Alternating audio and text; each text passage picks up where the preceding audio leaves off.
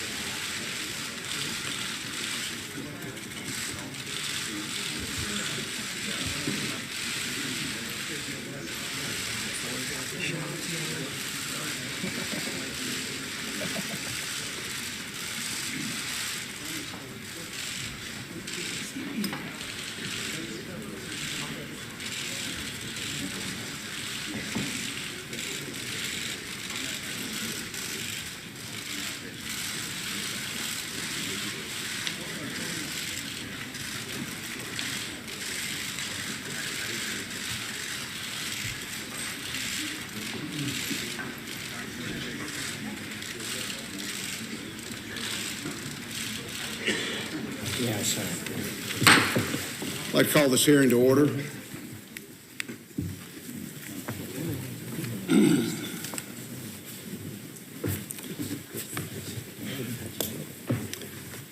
I'd like to thank our witnesses today, Director of National Intelligence, Dan Coates. Dan, welcome back to your family here in the United States Senate. Department of Justice Deputy Attorney General Rod Rosenstein, Director of National Security Agency Admiral Mike Rogers, and Acting Director of the Federal Bureau of Investigation Andrew McCabe. Welcome to all four of you. I appreciate you coming today to discuss one of our most critical and publicly debated foreign intelligence tools. Title VII of the Foreign Intelligence Surveillance Act, commonly known as FISA, is set to expire on December 31st, 2017. Title VII includes several crucial foreign intelligence collection tools, including one known primarily as Section 702. Section 702 provides the capability to target foreigners who are located outside the United States, but whose foreign communications happen to be routed to and acquired inside the United States. Section 702 collection is exceptionally critical to protecting Americans both at home and abroad. It is integral to our foreign intelligence reporting on terrorist threats, leadership plans, intentions, counterproliferation, counterintelligence, and many other issues that affect us. It is subject to multiple layers of oversight and reporting requirements from the executive, the judicial, and the legislative branches. The Foreign Intelligence Surveillance Court must approve minimization procedures for each relevant IC agency before the agency can review collected information. At the end of the day, FISA collection provides our government with the foreign intelligence that our nation needs to protect Americans at home and abroad, and in many cases, our allies. I understand there is an ongoing debate pitting privacy against national security, and there are arguments within the debate that have merit. As we all too painfully know, the intelligence community's valuable FISA collection was thrust into the public spotlight following the illegal and unauthorized disclosures by former NSA analyst Edward Snowden. As a result, the United States government and this committee redoubled its efforts to oversee FISA collection authorities, which already were subject to historical, robust oversight. But I also think it's fair to say that some entities overreacted following Snowden's disclosures, and now Congress must justify what courts repeatedly have upheld as a constitutional and lawful authorities. And I also think that it's fair to say that nothing regarding this lawful status has changed since Director Clapper and Attorney General Holder wrote to Congress in February 2012 to urge us to pass a straight reauthorization of FISA, and since the Obama administration followed suit in September 2012. What has changed, however, is the intensity, scale, and scope of the threats that face our nation. This is not the time to needlessly roll back and handicap our capabilities. I know a lot of people will use this hearing as an opportunity to talk about the committee's Russian investigation. I'd like to remind everyone that 702 is one of our most effective tools against terrorism and foreign intelligence targets. I hope my colleagues and those closely watching this hearing realize that at the end of the day, our constitutional obligation is to keep America and our citizens safe. The intelligence community needs Section 702 collection to successfully carry out its mission, and it is this committee's obligation to ensure that the IC has the authorities and the tools it needs to keep us safe at home and abroad. Gentlemen, I look forward to your testimony and continued efforts to maintain the integrity of this vital collection tool. I now turn to the Vice Chairman for any comments he might have. Thank you, Mr. Chairman, and thank you for hosting this hearing on the very important 702 program in ways that we might ensure its effectiveness, and I will get to that in a moment. However, given the panel of witnesses here, and given the recent news about ongoing investigations into Russian interference in our 2016 elections, I'm going to have to take at least part of my time to pose some questions during my question time. Each of you here today, we all know, have taken an oath to defend the Constitution. As leaders of the intelligence community, you've also committed to act and to provide advice and counsel in a way that is unbiased, impartial, and devoid of any political considerations. This is the essence, quite honestly, of what makes our intelligence community and all the men and women who work for you so impressive. You tell it straight, no matter which political party is in charge. And that's why it's so jarring to hear recent reports of White House officials, perhaps even the president himself, attempting to interfere and enlist our intelligence community leaders in any attempt to undermine the ongoing FBI investigation. Obviously, tomorrow, there's another big hearing. We'll be hearing from former FBI Director Comey. I imagine he'll have something to say about the circumstances surrounding his dismissal. We have now heard the president himself say that he was thinking about the Russia investigation when he fired Director Comey, the very individual who was overseeing that same investigation. Today, we'll have an opportunity to ask Deputy Attorney General Rosenstein about his role in the Comey firings as well. Additionally, we've seen reports, some as recently as yesterday, that the president asked at least two of the leaders of our nation's intelligence agencies to publicly downplay the Russia investigation. The president is alleged to have also personally asked Director Coates and CI Director Pompeo to intervene directly with then-Director Comey to pull back on his investigation. I'll be asking, as I've told him, DNI Director Coates and NSA Director Admiral Rogers about those reports today. Because if any of this is true, it would be an appalling and improper use of our intelligence professionals. An act, if true, that could erode the public's trust in our intelligence institutions. The IC, as I've grown to know over the last 7.5 years I've been on this committee, prides itself appropriately on its fierce independence.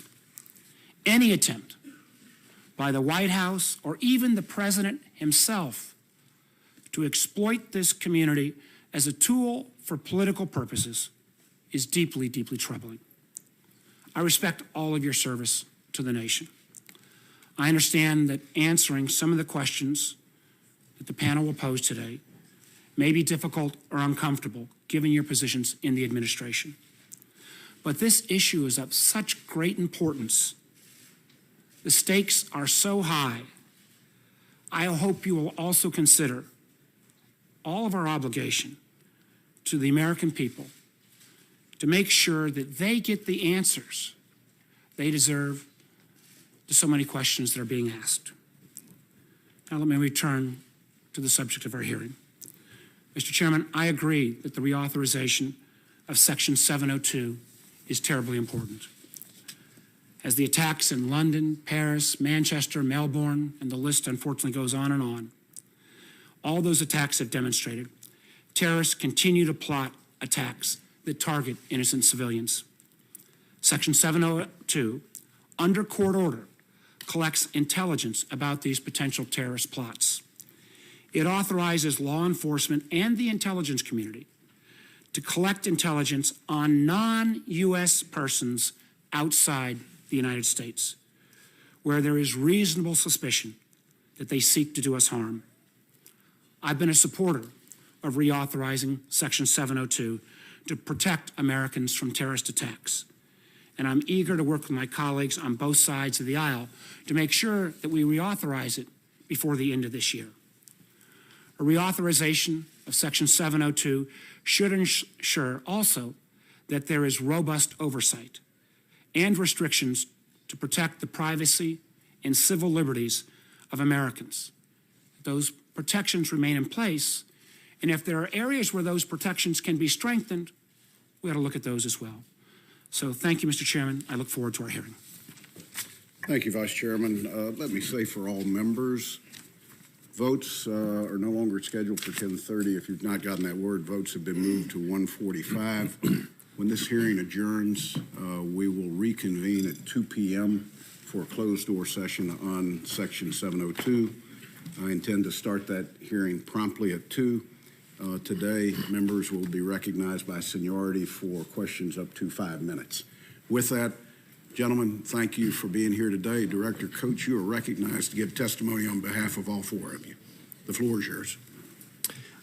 Thank you, Mr. Chairman, Chairman Burr, Chairman Warner, members of the committee. We are pleased to be here today at your request to talk about an important and perhaps the most important piece of legislation that affects the intelligence community. I'm here with my colleagues. I would like to take the opportunity to explain in some detail Section 702, given this as a public hearing, and hopefully the public will be watching. Our efforts to provide transparency in terms of how we protect the privacy in some detail and civil liberties of our American citizens. Section 702, given this as a public hearing, the program needs to be understood. Hopefully the public so I appreciate your patience as I talk through our efforts to provide transparency in terms of how we protect the privacy and civil liberties of our American citizens needs to be explained. The program needs to be understood, and so I appreciate your patience as I talk through in my opening statement the value of 702 to our intelligence community and to keeping Americans safe. Intelligence collection under Section 702 of FISA amendments has produced and continues to produce significant intelligence that is vital to protect the nation against international terrorism, against cyber threats, weapons proliferators, and other threats. At the same time, Section 702 provides strong protections for the privacy and civil liberties of our citizens.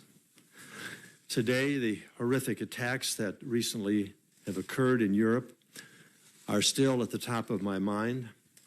I was just in Europe days before the first attack in Manchester, followed by other attacks that have subsequently taken place.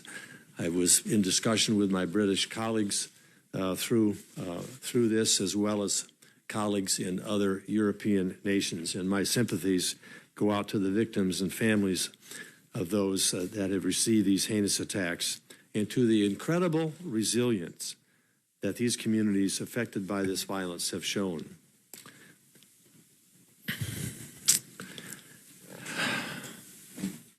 Having just returned from Europe less than 3 weeks ago, I'm reminded of why Section 702 is so important to our mission of not only protecting American lives, but the lives of our friends and allies around the world. And although the many successes enabled by 702 are highly classified, the purpose of the authority is to give the United States intelligence community the upper hand in trying to avert these types of attacks before they transpire, which is why permanent reauthorization of the FISA Amendments Act without further amendment is the intelligence community's top legislative priority. And based on the long history of oversight and transparency of this authority, I would urge the Congress to enact this legislation at the earliest possible date to give our intelligence professionals the consistency they need to maintain our capability. Let me begin today by giving an example of the impact of Section 702 of FISA. It's been cited before, but I think it is worth mentioning again. An NSA FISA Section 02 collection against an email address used by an al-Qaeda courier in Pakistan revealed communications with an unknown individual located within the United States. The U.S.-based person was urgently seeking advice on how to make explosives. NSA passed this information on to the FBI, which in turn was able to quickly identify the individual as Nasrullah Zazi. And as you know, Zazi and his associates, in fact, had imminent plans to detonate explosives on Manhattan's subway lines. After Zazi and his co-conspirators were arrested, the Privacy and Civil Liberties Oversight Board stated in its report, and I quote, "Without the initial tip-off about Zazi and his plans, which came about by monitoring an overseas foreigner under Section 702, the subway bombing plot might have succeeded." This is just one example out of many of the impacts this authority has had on the IC's ability to thwart imminent threats and plots against the United States citizens and our friends and allies overseas. Since it was enacted nearly 10 years ago, the FISA Act has been subject to rigorous and constant oversight by all three branches of government. Indeed, we regularly report to the Intelligence and Judiciary Committees of both the House and the Senate how we have implemented the statute, the operational value it has afforded, and the extensive measures we take to ensure that the government's use of these authorities complies with the Constitution and the laws of the United States. Further, over the past few years, we have engaged in an unprecedented amount of public transparency on the use of these authorities. In the interest of transparency, and because this is a public hearing, allow me to provide an overview of the framework for Section 702 and the reasons why the Congress amended FISA in 2008.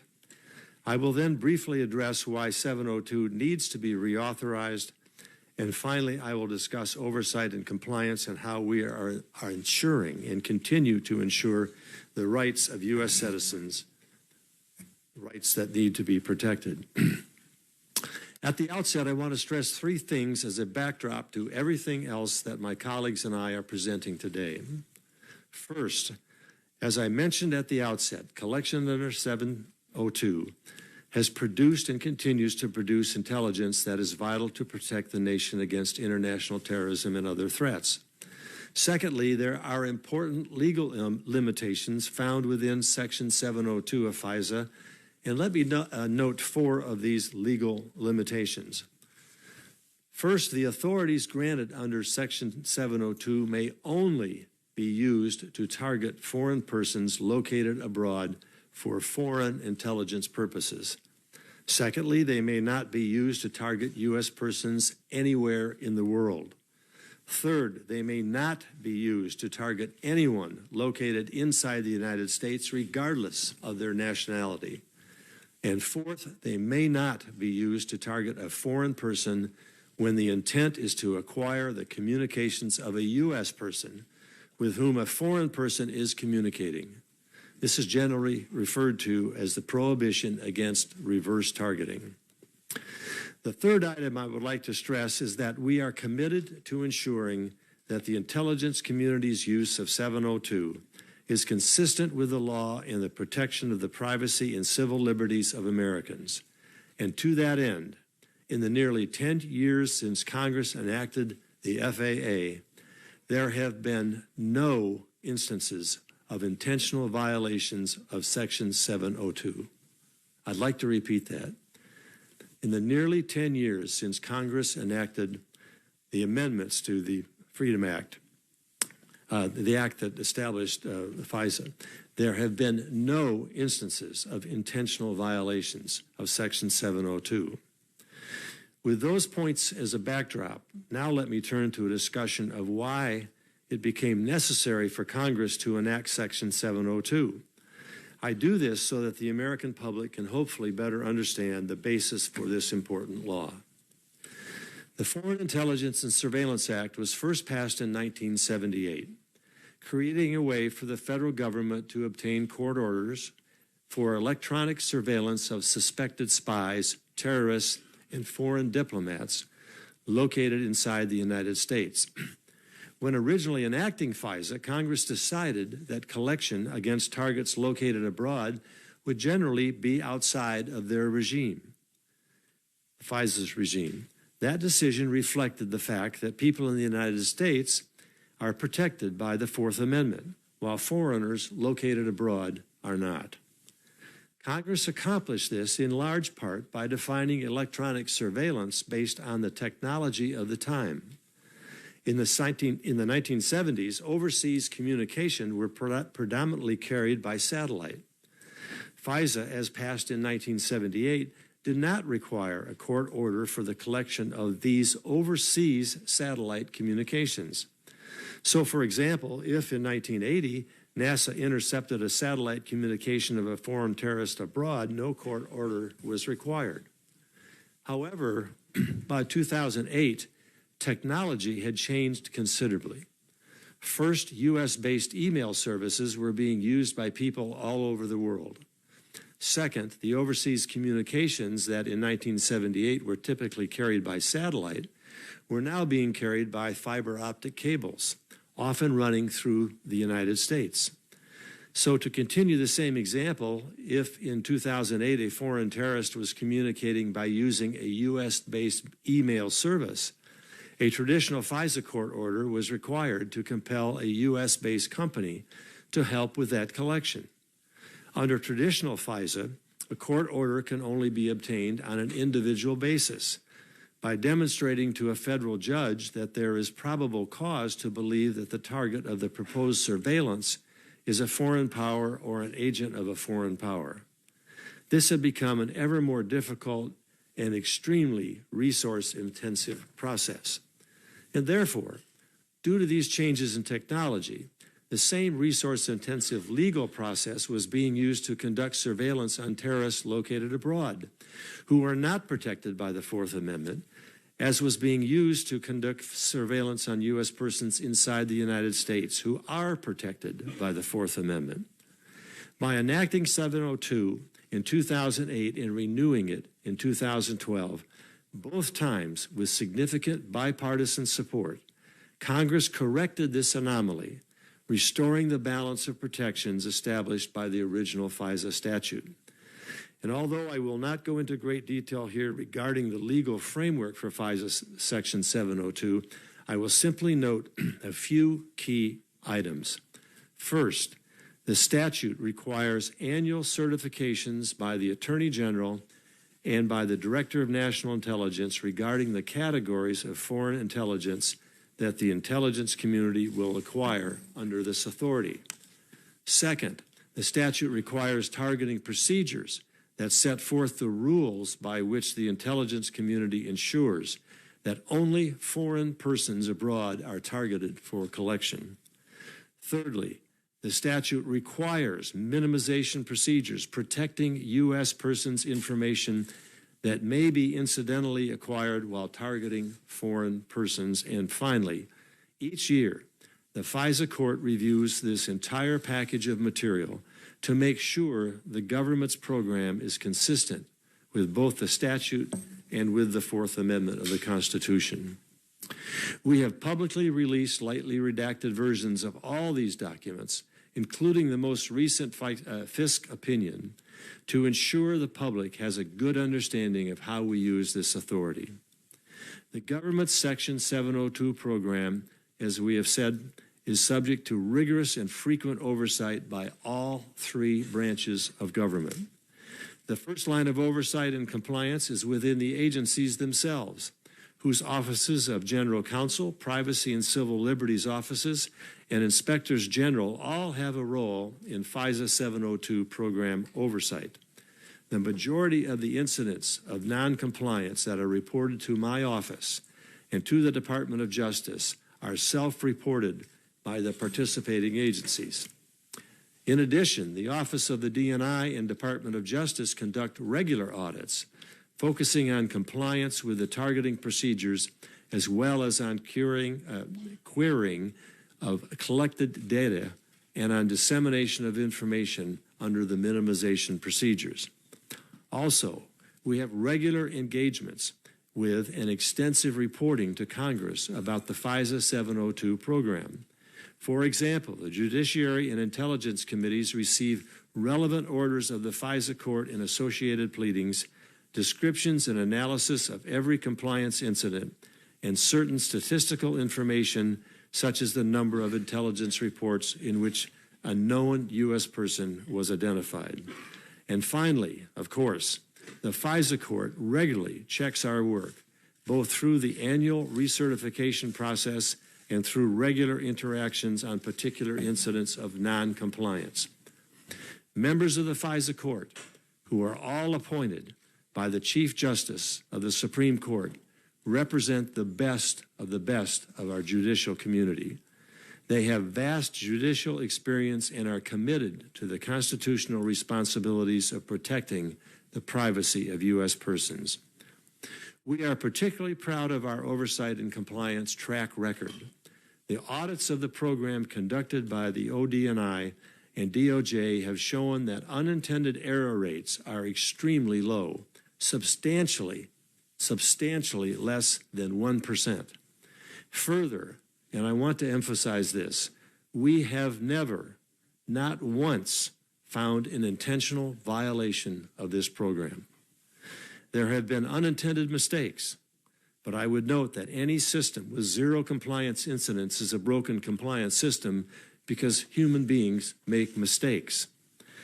The difference here is that none of these mistakes has been intentional. When we do find unintentional errors and compliance incidents, we ensure that they are reported and corrected.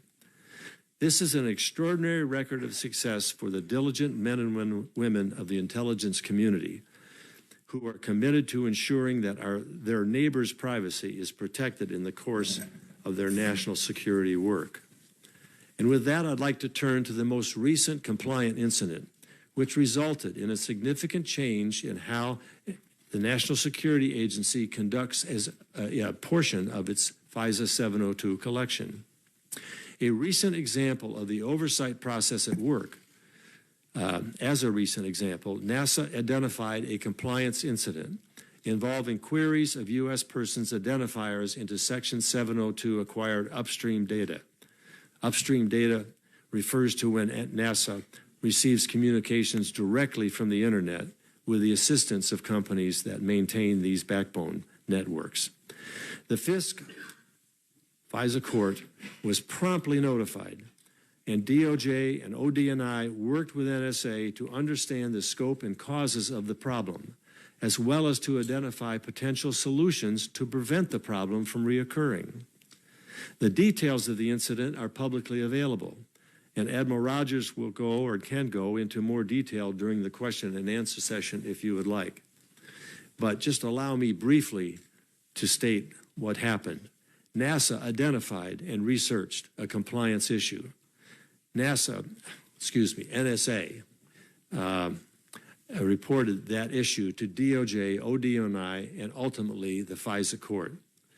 The court delayed its consideration of the 2016 certifications on that basis until the government was able to correct the issue. NSA determined that a possible solution to the compliance problem was to stop conducting one specific type of upstream collection. So ultimately, we decided that the most effective way to address the court's concerns was to stop collecting on this basis. It's called the abouts portion of upstream collection. And by abouts collection, I'm referring to NSA's ability to collect communications where the foreign intelligence target is neither the sender nor the recipient of the communication that's made, but is referenced within the communication itself. The FISA court agreed with our solution and approved the program as a whole on the basis of the NSA proposal. In short, what I'm trying to say here is that a compliance issue was identified, and after a great deal of hard work, the Department of Justice and the intelligence community proposed to the FISA court an effective solution that took the relevant collection costs and compliance benefits into account, and the court agreed with the proposed solution. That is how the process works, and it works well. Before I conclude, I would like to speak briefly about an issue that has been the subject of much public discussion. There have been numerous requests from both Congress and the advocacy community for NSA to attempt to count the number of United States persons whose communications have been incidentally acquired in the course of FISA 702 collection.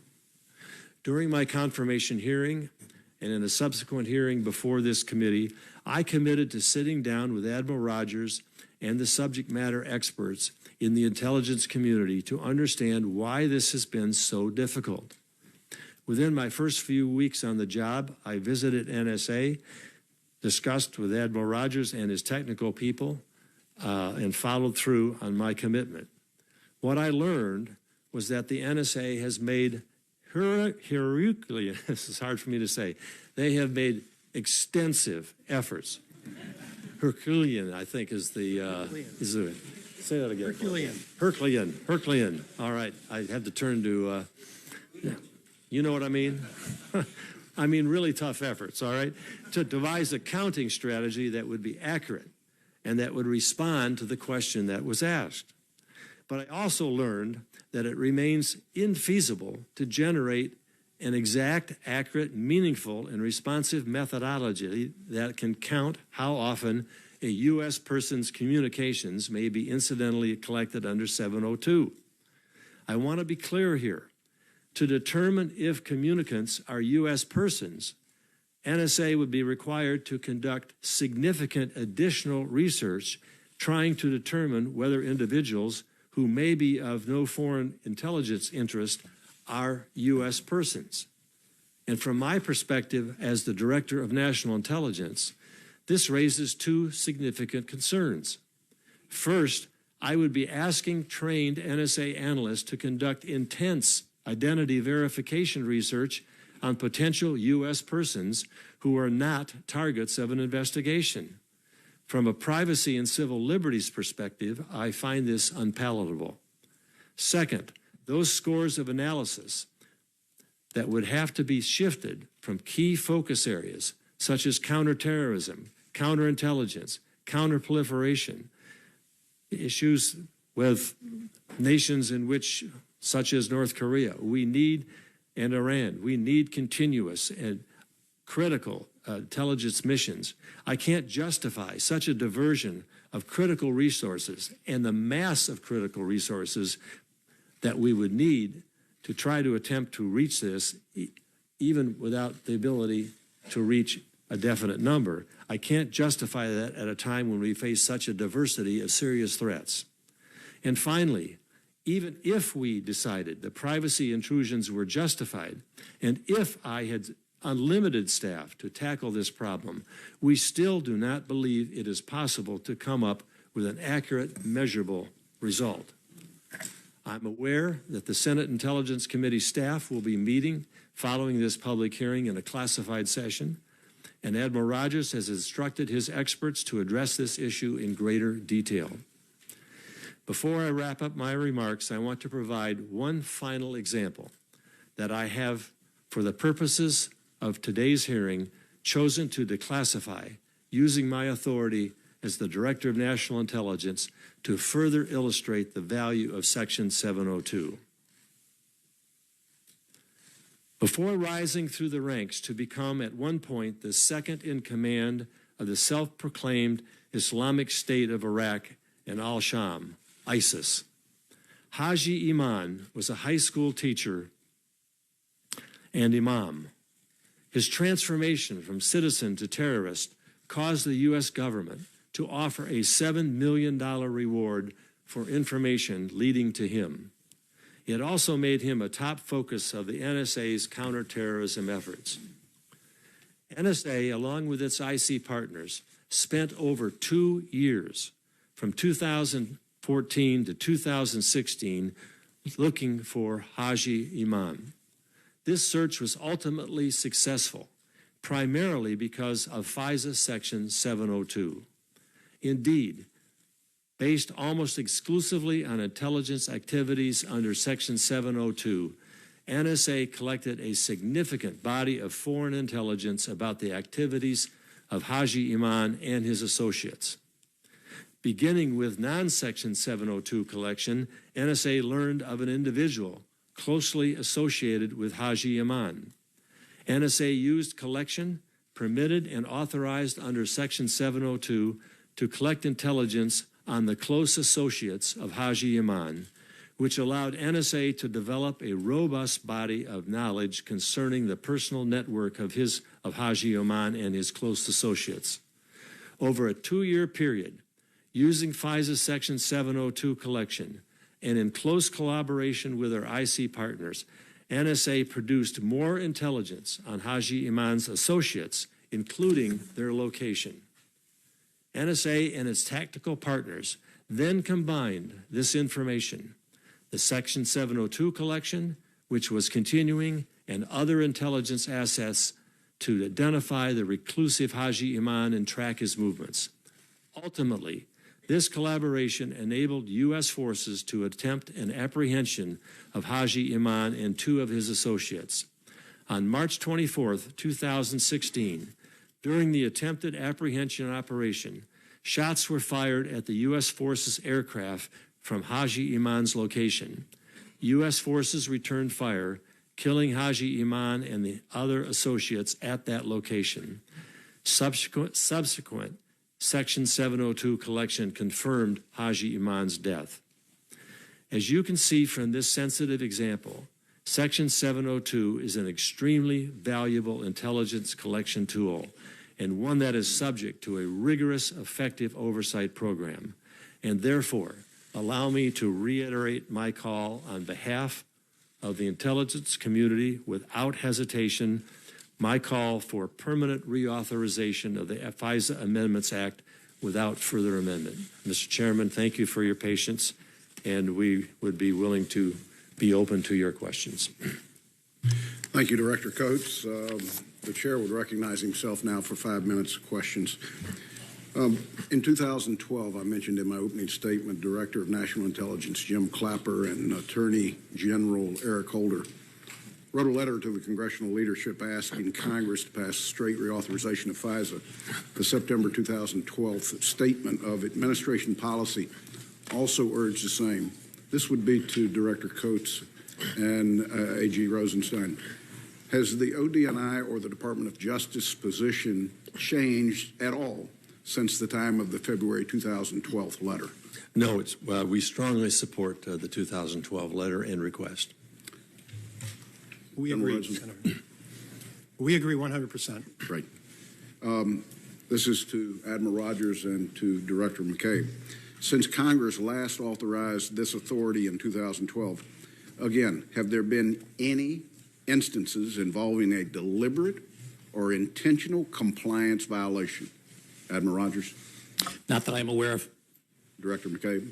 No, sir. Admiral Rogers, this is to you. Sir. If FISA 702 statutory authorities were to end or even be diminished, what would be the impact on our national security? I could not generate the same level of insight that the nation, our friends and allies around the world count on with respect to counterterrorism, counterproliferation. I could not, for example, be able to recreate the insights on the Russian efforts to influence the 2016 election cycle. Without 702, we could not have produced that level of insight. This is a jump ball. April 26, 2017, the Foreign Intelligence Surveillance Court, commonly known as FISC, held that Section 02 certifications, including its targeting and minimization procedures, are lawful both under FISA statute and the Fourth Amendment. As former Director Comey testified last month, the only reason our laws even require the certification to cover, and I quote, these non-Americans who aren't in our country is because their communications transiting U.S.-based networks and systems.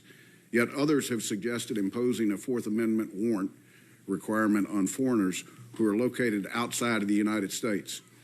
This is really NSA and justice. Would imposing such a warrant requirement impact our national security tools to protect America? He's referring to me. I'll be happy to take the ball. Yes, it would, Senator. I think what's important to recognize is that in the absence of Section 702, the Department of Justice and the intelligence community, in every case in which we wanted to obtain foreign intelligence information to collect against a particular target, we'd be required to obtain a court order. It would need to be supported by probable cause. The consequence of that is, number one, it'd be very time-consuming because these are very thorough investigations and we produce very lengthy documents. In fact, Director McCabe and I spend a fair amount of our time every morning reviewing a stack of documents with our career agents and prosecutors in which they have determined that it's appropriate to seek those orders. So it'd be time-consuming. It would require a significant commitment of resources. And in addition to that, it would require a showing of probable cause. And as you know, the probable cause showing, which is required under the Constitution in circumstances in which privacy interests of Americans are at stake, and it's required by the Fourth Amendment, that's a relatively higher threshold than we require for foreign intelligence information. And so we think it's important, Senator, that we not apply that Fourth Amendment constitutional standard to foreigners who are not in the United States. Thank you, Mr. Rosenstein. Admiral Rogers, this is to you. There's a lot of news reporting, much of it inaccurate, that characterizes Section 702 as a means of targeting U.S. persons. We know that targeting U.S. persons is prohibited, as is what is termed reverse targeting. Could you explain and clarify the reverse targeting prohibition, and what does it prevent the IC from targeting and collecting? So reverse targeting is designed to preclude our ability to bypass the law. What do I mean by that? The law is expressly designed to ensure that we are not using this legal framework as a capability to target U.S. persons. Reverse targeting is the following scenario. Say we're interested in generating insight on U.S. person A. We know that we can't get a Title I, we can't get a FISA warrant. So under the idea of reverse targeting, the theory would be, well, why don't you just target a foreign entity that U.S. person talks to, and then you'll get all the insights you want on the U.S. person, but you'll have bypassed the court process, you'll have bypassed the entire legal structure. 702 specifically reminds us we cannot do that. We cannot use 702 as a vehicle to bypass other laws or to target U.S. persons. Can you, last question, can you please clarify for members and for the public what's meant by incidental collection? Incidental collection, and the statute itself, if you read the law, the statute acknowledges that in the execution of this framework, we will encounter U.S. persons. We call that incidental collection. That happens under two scenarios. Number one, which is about 90% of the time, we are monitoring two foreign individuals, and those foreign entities talk about or reference a U.S. person.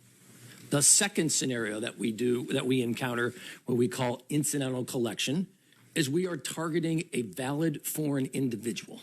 And that valid foreign individual, a foreign intelligence target, ends up having a conversation with a U.S. person.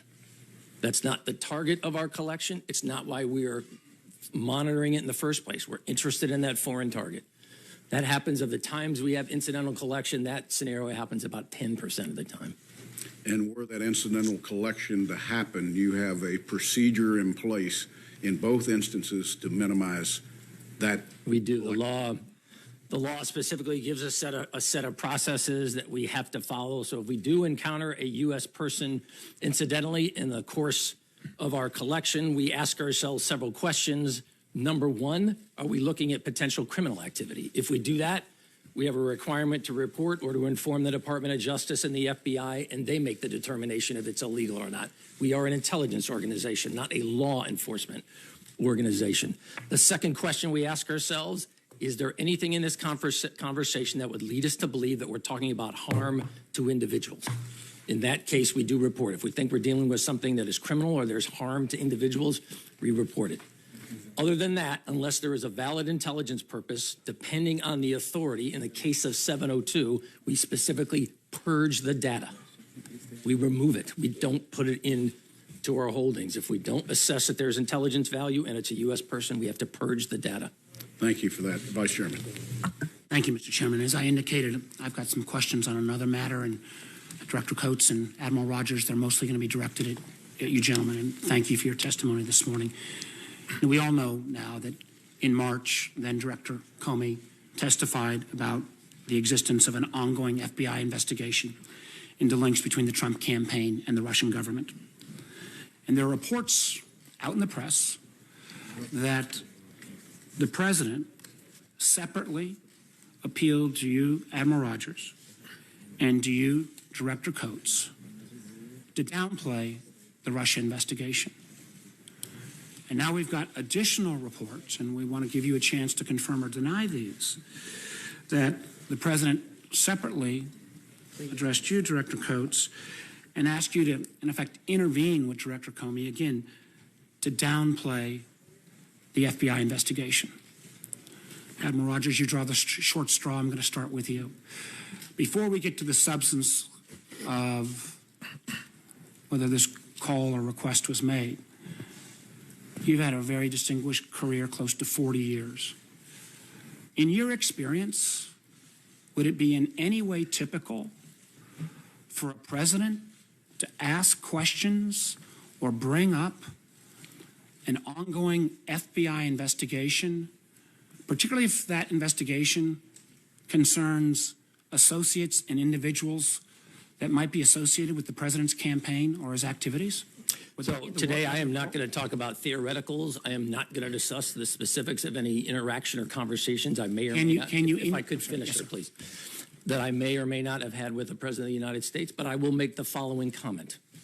In the 3+ years that I have been the director of the National Security Agency, to the best of my recollection, I have never been directed to do anything I believe to be illegal, immoral, unethical, or inappropriate. And to the best of my recollection, during that same period of service, I do not recall ever feeling pressured to do so. In your course prior to the incident that we're going to discuss, was it in any regular course where a president would ask you to comment or intervene in any ongoing FBI investigation? Not talking about this circumstance, but any prior experience? I'm not going to talk about theoreticals today. Well, let me ask you specifically, did the president, the reports that are out there, ask you in any way, shape, or form to back off or downplay the Russia investigation. I'm not going to discuss the specifics of conversations with the President of the United States, but I stand by the comment I just made to you, sir. Do you feel that those conversations were classified? We know that there was an ongoing FBI investigation. Yes, sir. There are press reports. Yes, sir. I understand your answer. I'm disappointed with that answer, but I may indicate, and I told you I was going to bring this up. Sure. We have facts that there were other individuals that were aware of the call that was made to you, aware of the substance of that call, and that there was a memo prepared because of concerns about that call. Will you comment at all? I stand by the comments that I have made to you today, sir. So you will not confirm or deny the existence of a memo? I stand by the comments I have made to you today, sir. I think it will be essential, Mr. Chairman, that that other individual who's served our country as well with great distinction, who's no longer a member of the administration, has a chance to relay his version of those facts. Again, I understand your position, but I hope you'll also understand the enormous need for the American public to know. You've got the administration saying there's no there. We have these reports, and yet we can't get confirmation. I want to go to you, Director Coates. When you appeared before SASC, you said, and I quote, "If called before the investigative committee, I certainly will provide them with what I know and what I don't know." I have great respect for you. You served on this committee.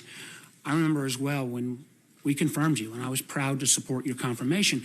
You said that you would cooperate with this committee in any aspects that we request of the Russia investigation. We now have press reports, and you can lay them to rest if they're not true. But we have press reports of not once, but twice, that the President of the United States asked you to either downplay the Russia investigation or to directly intervene with Director Comey. Can you set the record straight about what happened or didn't happen? Well, Senator, as I responded to a similar question during my confirmation and in a second hearing before the committee, I do not feel it's appropriate for me to, in a public session in which confidential conversations between the President and myself, I don't believe it's appropriate for me to address that in a public session. Gentlemen, I understand. I stated that before, and I thought you also said at SASC, if brought before the investigative committee, you would, quote, certainly provide them with what I know and what I don't know. We are before that investigative committee. Well, I stand by my previous statement that we are in a public session here, and I do not feel that it's appropriate for me to address confidential information. Most of the information I've shared with the President obviously is directed toward intelligence matters during our oval briefings every morning at the White House, or most mornings when both the President and I'm in town. But for intelligence-related matters or any other matters that have been discussed, it is my belief that it's inappropriate for me to share that with the public. Gentlemen, I respect all of your service, and I understand and respect your commitment to the administration you're serving. We will have to bring forward that other individual about whether the existence of the memo that may document some of the facts that took place in the conversation between the President and Admiral Rogers. But I would only ask as we go forward, this will be my final comment, Mr. Chairman, that we also have to weigh in here the public's absolute need to know. They're wondering what's going on. They're wondering what type of activities. We see this pattern that, without confirmation or denial, appears that the President, not once, not twice, but we will hear from Director Comey tomorrow, this pattern where the President seems to want to interfere or downplay or halt the ongoing investigation, not only that the Justice Department is taking on, but this committee's taking on. And I hope as we move forward on this, you'll realize the importance that the American public deserves to get the answers to these questions. Thank you, Mr. President. Well, Senator, I would like to respond to that if I could. First of all, I told you and I committed to the committee that I would be available to testify before the committee. I don't think this is the appropriate venue to do this in, given that this is an open hearing and a lot of confidential information relative to intelligence or other matters, I just don't feel it's appropriate for me to do that in this situation. And then secondly, when I was asked yesterday to respond to a piece that I was told was going to be written and printed in the Washington Post this morning, my response to that was, in my time of service, which is in interacting with the President of the United States or anybody in his administration, I have never been pressured. I have never felt pressure to intervene or interfere in any way and shaping intelligence in a political way or in relationship to an ongoing investigation. All I'd say, Director Coates, is there was a chance here to lay to rest some of these press reports. If the president is asking you to intervene or downplay, you may not have felt pressure, but if he is even asking, to me, that is a very relevant piece of information. And again, at least in terms of the conversation with Admiral Rogers, I think we will get at least some, another individual's version, but at some point, these facts have to come out. Thank you, Mr. Chairman. Senator Risch. Well, thank you very much, Mr. Chairman. Thank you, Senator Coates, Director Coates, and Admiral Rogers for your testimony. And with all due respect to my colleague from Virginia, I think you have cleared up substantially your direct testimony that you have never been pressured by anyone, including the President of the United States, to do something illegal, immoral, or anything else. Thank you for that. Let's go back to Section 702, which is what this hearing was supposed to be all about. It's becoming patently obvious, I think, that those of us that work in the intelligence community, that we're in a different position than Europe is. Europe is their risks are obviously very high, and they're suffering these attacks on a very regular basis and becoming more regular. So let's talk about our collection efforts versus the European collection efforts, and particularly as it relates to Section 702. And obviously, we hear in the media frequently about spats between us and the Europeans regarding intelligence matters, but we all know that there is a robust communication and cooperation between our European friends and ourselves. So I want to talk about it I want to talk about 702 in that respect. Why don't we start, Director Coates, with you, and then I'll throw it up for anybody else that wants to comment on this. How important is 702, the continuation of Section 702 and its related parts, to doing what we have been doing as far as helping the Europeans and the Europeans helping us, and doing the things that we're doing here in America to see that we don't have the kind of situations that have been recently happening in Europe. Director Coates, start with you. Well, having just returned a few weeks ago from major capitals in Europe and discussing this very issue with my counterparts throughout the intelligence communities of these various countries, they voluntarily, before I could even ask the question, expressed extreme gratitude for the ability for the information we have been able to share with them relative to threats. Numerous threats have been avoided on the basis of collection that we have received through 702 authorities and our notification of them of these impending threats, and they have been deterred or intercepted. Unfortunately, what has happened just recently, particularly in England, shows that regardless of how good we are, there are bad actors out there that have bypassed the more concentrated large attack efforts and taken it either through inspiration or direction from ISIS or other terrorist groups, have chosen to take violent action against the citizens of those countries. The purpose of the trip was to ensure them that we would continue to work and share together.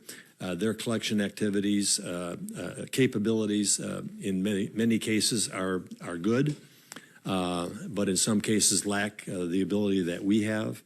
And so this ability to share information with them that helps keep their people safe also is highly valued by them. But I don't think we should take for granted that just because Europe has been the recent target of these attacks, the United States is safe from that. We know through intelligence that there's plotting going on, and we know that there's lone wolf issues and individuals that are taking instructions from ISIS through social media, or that for whatever reason are copycatting what is happening. And so that threat exists here also. And let me lastly say that the nations I've talked to, many of which have been extremely concerned about violating privacy rights, have initiated new procedures and legislation and mandates relative to giving the intelligence agencies better collection because they think they need it to protect their citizens. Thank you very much. In just a few seconds that I've got left, Mr. Rosenstein, could you tell me, please, we get a lot of pushback from the privacy people. Mm-hmm. And we've now heard testimony that there's been no intentional violation over the 10 years.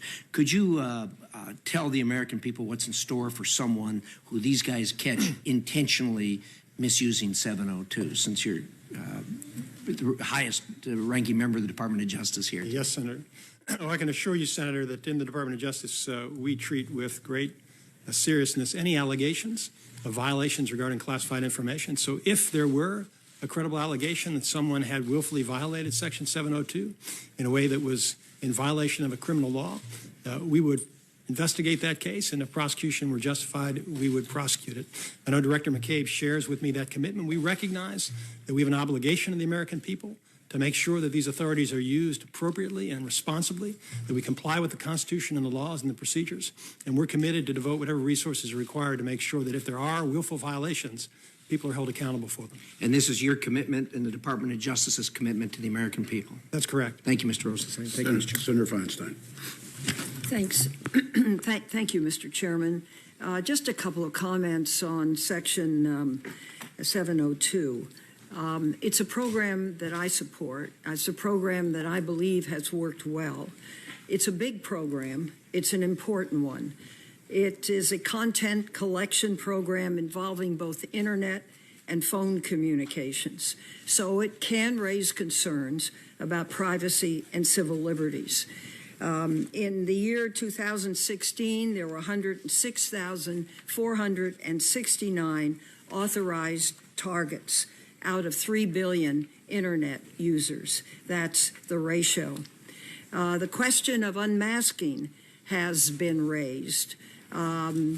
It's my understanding that 1,939 U.S. person identities were unmasked in 2016 based on collection that occurred under Section 702. So my question is going to be the following, and I'll ask it all together, and hopefully you'll answer it. I would like a description of the certification process and the use of an amicus. I would like your response to the fact that the question, the program sunsets after 5 years, about raising that sunset versus no sunset because of the privacy concerns. It's my belief there should be a sunset. And the use of an amicus, which is currently used as part of the certification process, and whether that should be continued and formalized. So, Admiral, it's programs under your auspices. I could, if I could. DOJ is going to be smarter on the amicus piece. Okay. Please, will you take that piece and I'll... I'm not sure I am smarter on the amicus piece, Senator. I can tell you this, though, that with regard to the question of unmasking, this is actually primarily a question not for the department. The determination is made by the intelligence agencies. If there is a situation where a foreign person has been communicating about an American person, and a decision is made whether or not the identity of the American person is necessary in order for that intelligence to be properly used. I think what's important for people to recognize, Senator, is that's an internal issue. That is, that unmasking is done internally, within the cloak of confidentiality within the intelligence community. That's a different issue from leaks. In other words, if somebody's identity is disclosed internally because it's relevant for intelligence purposes, because that's the goal of this collection, is to understand. Mr. Rosenstein, let me just tell you, I just listened to somebody who should have known better talking about unmasking in a political sense, that it's done politically. And that, of course, is not the case. And so what I'm looking for is the definition of how this is done and under what circumstances. Right. And I think, Senator, that because that's really a decision made by the IC, the intelligence community, not by the department, it would be appropriate for them to respond to that. I can do that. So with respect to unmasking, the following criteria is applied. First, for the National Security Agency, we define in writing who has the authority to unmask a U.S. person identity. That is 20 individuals in 12 different positions. I am one of the 20 in one of those 12 positions, the director. Secondly, we outline in writing what are the criteria that will be applied to a request to unmask. In a report, and again, part of our process under 702 to protect the identity of U.S. persons as part of our minimization procedures, when we think we need to reference a U.S. person in a report, we will not use a name. We will not use an identity. We say U.S. person 1, U.S. person 2, U.S. person 3. That report is then promulgated.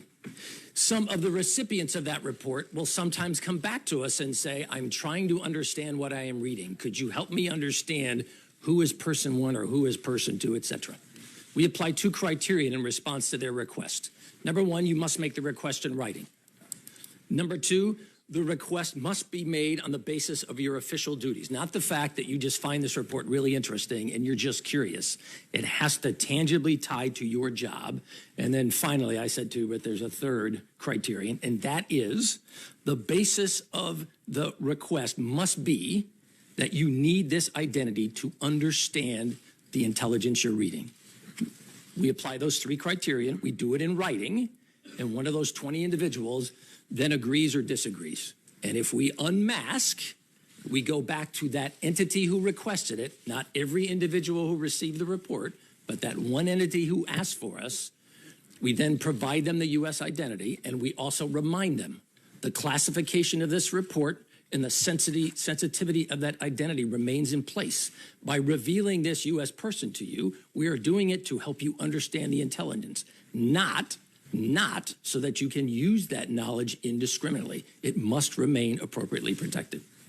Thank you. And Senator, if I could just add something to that, given the nature of this issue, and it's a legitimate question that you've asked, I've talked with my colleagues at NSA and CIA, FBI, and so forth, and suggesting that we might ask our civil liberties and privacy protection agencies to take a look at this, to see if they're, Admiral Rogers laid out the procedures. Are these the right procedures? Should we be doing something different? Would they have recommendations that better protected people from misuse of this? And they've all agreed to do that. So I think it's a legitimate issue to follow up on. I've talked to the agency heads about doing so, and they're willing to do it. And if I could, I also have an internal review that I have directed. Given all the attention, given the focus, let's step back, let's reassess it, and let's ask ourselves, is there anything that would suggest we need to do something different in the process? Good. Thank you. Mr. Chairman, with your permission, I'd like to more thoroughly answer the first question the Senator asked, which is, Senator Feinstein, my understanding is that an amicus was used in 2015. That decision was made by the court. It's the Foreign Intelligence Surveillance Court, which has the statutory authority, if the court believes it's appropriate in a particular case, to appoint an amicus. So my understanding is that was done in 2015. Thank you. Well, would you feel it would be helpful to make it a part of the regular certification process?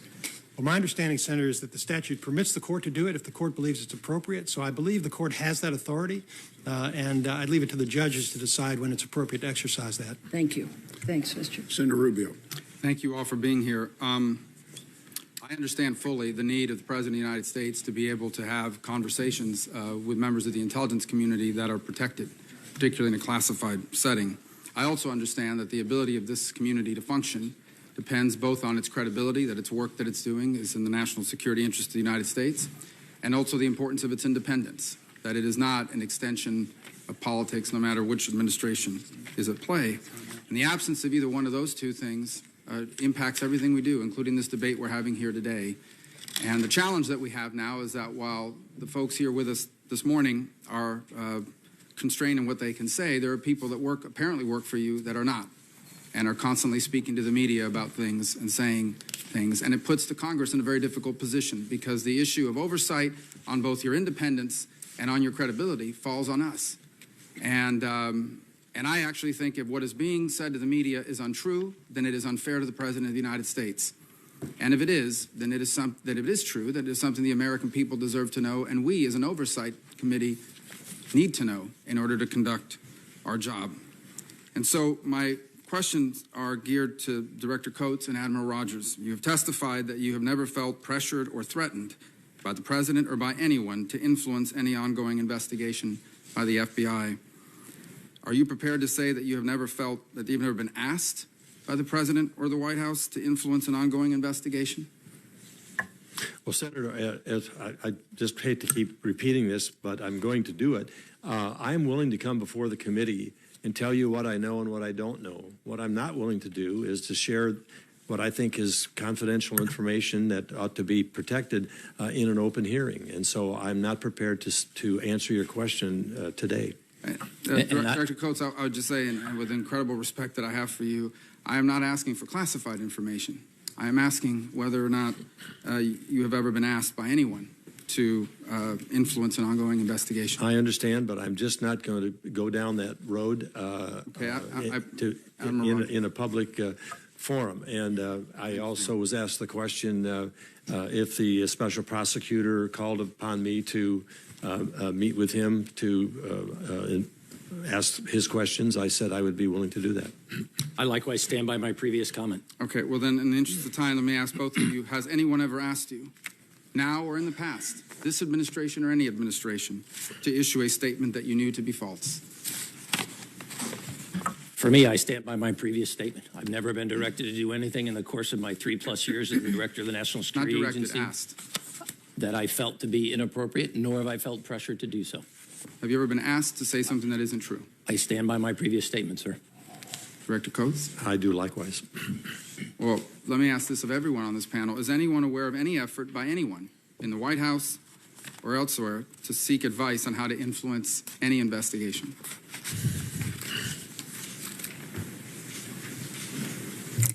My answer is absolutely no, Senator. No one has anything to add to that. I don't understand the question. The question is, are you aware of any efforts by anyone in the White House or the executive branch looking for advice from other members of the intelligence community about how to potentially influence an investigation? Are you talking about me? No. No. Okay. Who wants to answer? I'm sorry.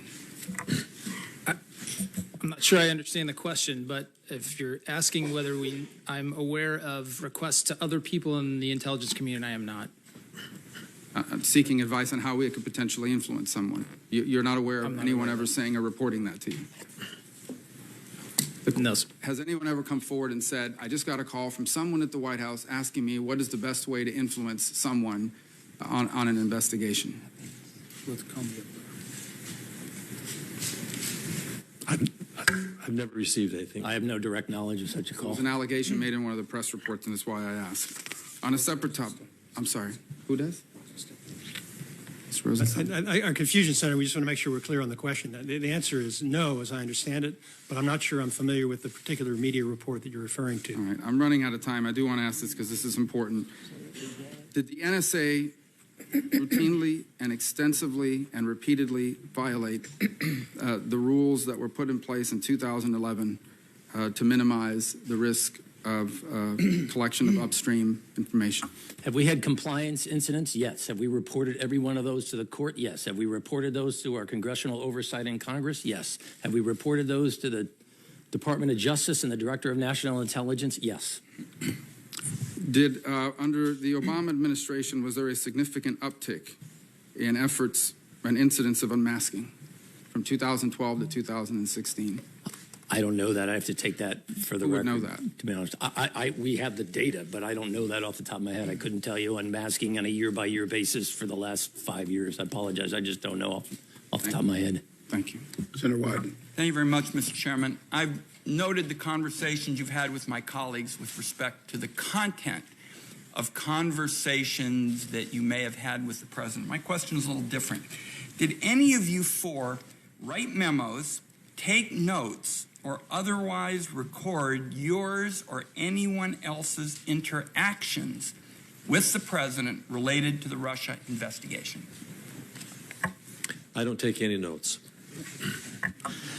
Let's just get the four of you on the record.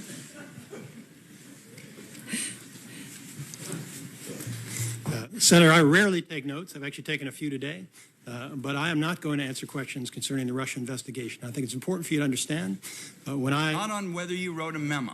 I'm not going to answer any questions, Okay. Senator, about the Russia. My time's going to be short.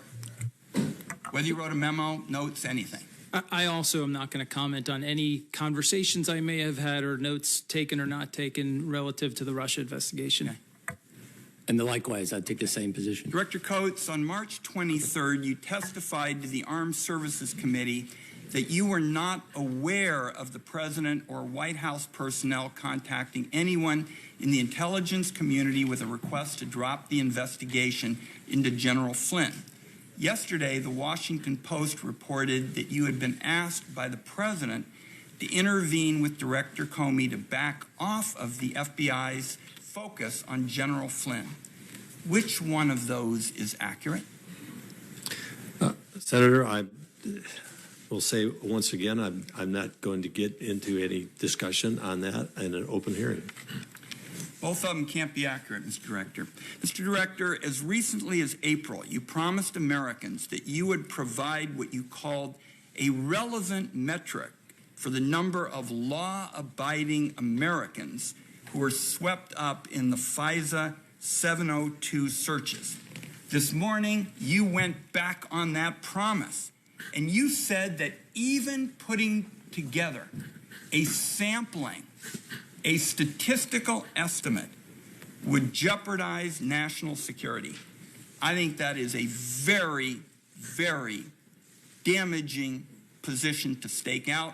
We're going to battle it out in the course of this because there are a lot of Americans who share our view that security and liberty are not mutually exclusive. We can have both. And you rejected that this morning. You went back on a pledge, and I think it is damaging to the public. Now let me... Senator, could I answer the question? Mr. Director, my time is short, and I want to ask you about one other 702. Well, I would like to answer your question. Briefly. What I pledged to you in my confirmation hearing is that I would make every effort to try to find out why we were not able to come to a specific number of collection on U.S. persons. I told you I would consult with Admiral Rogers. I told you I would go to the National Security Agency to try to determine whether or not I was able to do that. I went out there, I talked to them, they went through the technical details. There were extensive efforts on the part of, I learned, on the parts of NSA to try to come to get you an appropriate answer. We were not able to do that. Respectfully, that's not what you said. You said, and I quote, "We are working to produce a relevant metric." Now let me go to my other question. But we were not able to do it, to achieve it. So working to do it is different than doing it. You told the American people that even a statistical sample would be jeopardizing America's national security. That is inaccurate and I think detrimental to the cause of ensuring we have both security and liberty. Now, here's my other question. We are trying to sort out Can the witness respond? Who are the targets? Apparently not. Who are the targets of a 702 investigation? Director Comey gave 3 different answers in a hearing a month ago. And I think it would be very helpful if you would tell us who, in fact, is a target of these investigations. I want to go after serious foreign threats, but we don't know as of now, with Director Comey having given 3 different answers, who the targets are. Mr. Director. Well, I can't speak for former Director Clapper. Targets, as I understand, are non-U.S. persons, foreign individuals are the targets. In terms, 702 is directed and prohibited from directing targets on U.S. persons. My time is up. I will tell you, Director Comey gave 3 answers. He finally said, I could be wrong, but I don't think so. I think it's confined to counterterrorism, to espionage, and finally he said he didn't think a diplomat could be targeted. So we need you all, in addition to protecting the liberties of the American people, to tell us who the targets are. Thank you, Mr. Chairman. I would like to respond to that by saying some of those targets are classified, highly classified. I understand that. Some of those targets, by revealing those names of those targets, release the methods that we use, and then it's turned against us, and could cost the lives or put some of our agents in Director significant... Comey listed a number of targets, which is why there's confusion. He said that on the record. We need you to tell us on the record as well, consistent with protecting sources and methods. Senator Collins. Thank you, Mr. Chairman. Director Coates, first let me thank you for a very cogent explanation of Section 702 and the fact that it cannot be used to target any person located in the United States, whether or not that person is an American. I think there's a lot of confusion about Section 702, and I appreciate your clear explanation this morning. I have a question for each of you that I would like to ask, and I want to start with Admiral Rogers. Admiral Rogers, did anyone at the White House direct you on how to respond today, or to were there discussions of executive privilege?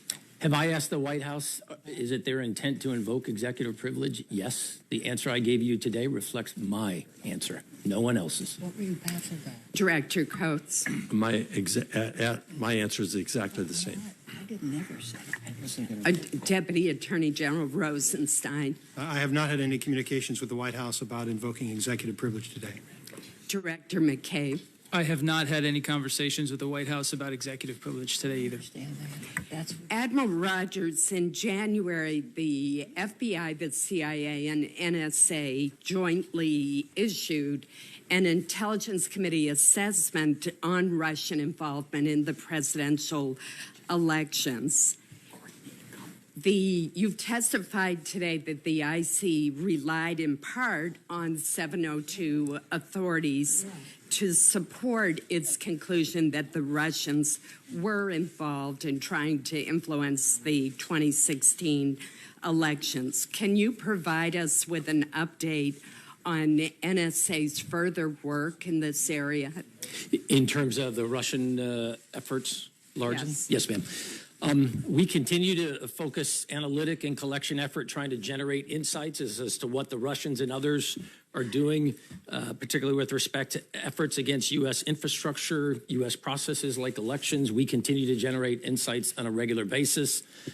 If my memory is right, I testified before the CICI. We did open threat assessment, and in that hearing, which I think was the 11th of May, I reiterated we continue to see this similar activity that we identified and highlighted in the January report. Those trends continue. Much of that activity continues. It's my understanding that President Obama requested the report that was issued in January. Is that correct? Yes, ma'am. He asked for a consolidated single input from the IC as to the question, did the Russians or did they not attempt to influence the U.S. election process? So could you explain the difference between the requests from President Obama for that unclassified assessment and the allegations that President Trump requested that you publicly report on whether or not there was any intelligence concerning collusion between the Russians and the members of the Trump campaign, President Trump's campaign. So I apologize. I guess I'm confused by the question. Again, I'm not going to comment on any interactions with the president. I just don't feel that is appropriate. As I previously testified, I stand by that report. Let me ask a broader question that I truly am trying to get a handle on, and that is, how does the intelligence community reach a decision on whether or not to comply with a request that comes from the President of the United States? Obviously, you report to the President of the United States, and I'm interested in what process you go through to decide whether or not to undertake a task that's been assigned by the president, by any president.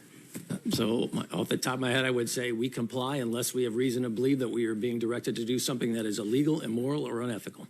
In which case, we will not execute that. Senator Heinrich. Director McCabe, did Director Comey ever share details of his conversations with the president with you? In particular, did Director Comey say that the president had asked for his loyalty? Sir, I'm not going to comment on conversations the director may have had with the president. I know he's here to testify in front of you tomorrow. You'll have an opportunity to ask him those things. I'm asking you, did you have that conversation with Director Comey? And I've responded that I'm not going to comment on those conversations. Why not? Because for two reasons. First, as I mentioned, I'm not in a position to talk about conversations that Director Comey may or may not have had with the president. I'm not asking you that. I'm asking about conversations that you had with Director Comey. And I think that those matters also begin to fall within the scope of issues being investigated by the special counsel, and it wouldn't be appropriate for me to comment on those today. So you're not invoking executive privilege, and obviously it's not classified. This is the Oversight Committee. Why would it not be appropriate for you to share that conversation with us?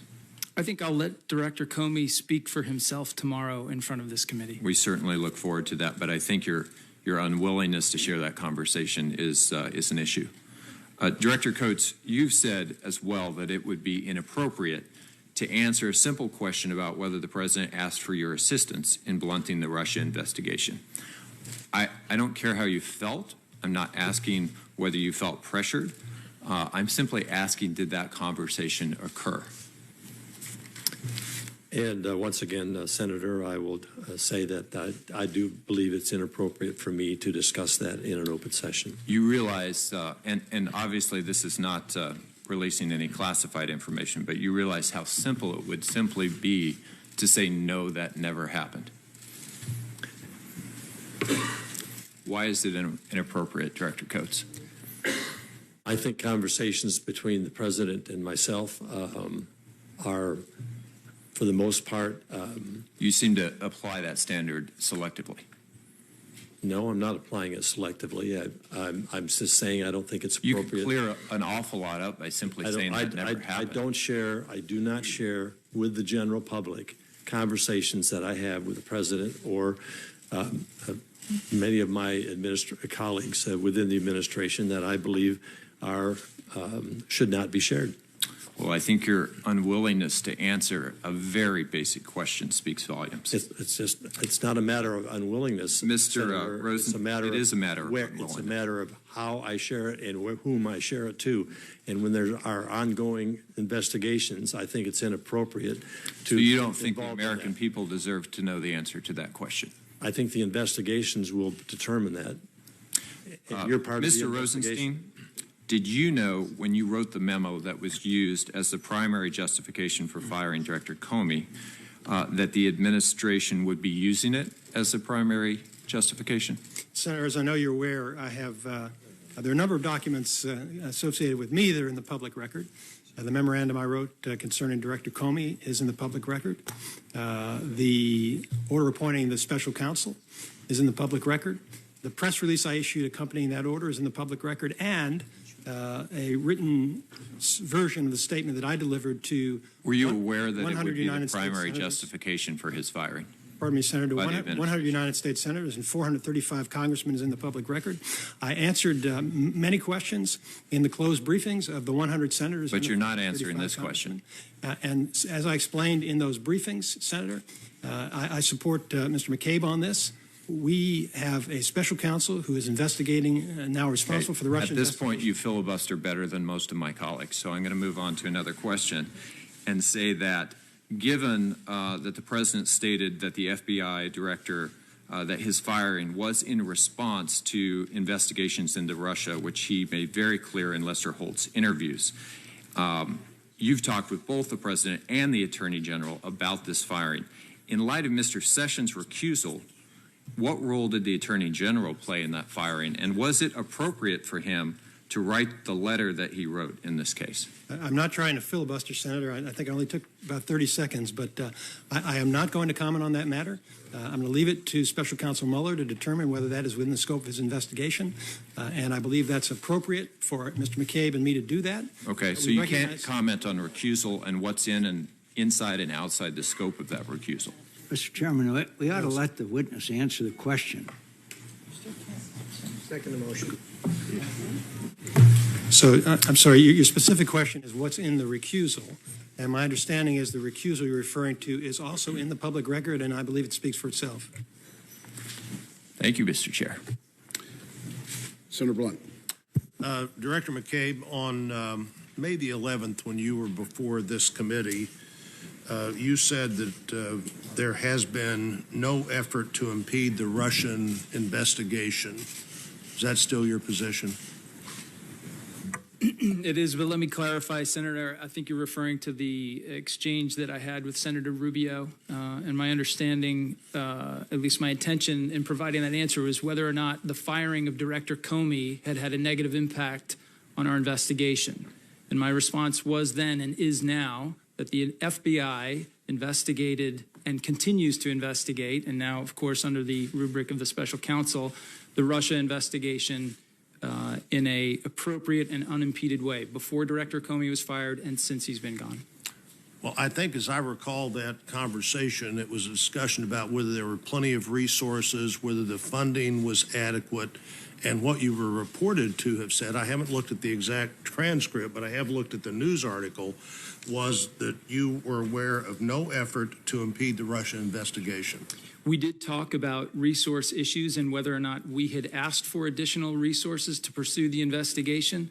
I believe my response at the time was we had not asked for additional resources and that we had adequate resources to pursue the investigation. That was true then, is still true today. And you would characterize your quote as no effort to impede the Russian investigation as still accurate? That's correct. On the 702 issue, when the FBI wants to follow up on or pursue a U.S. person in or outside the United States, what court do you go to get that to happen? Do you go to the FISA court as well?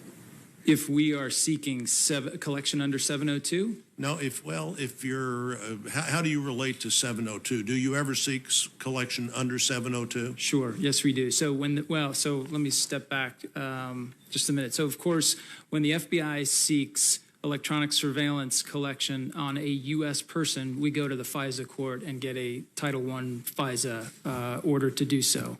If we have an open, full investigation on a foreign person in a foreign place, and the collection is for the purpose of collecting foreign intelligence, we can nominate that person, or that, as we refer to it internally, the selector, whether it's an email address or that sort of thing.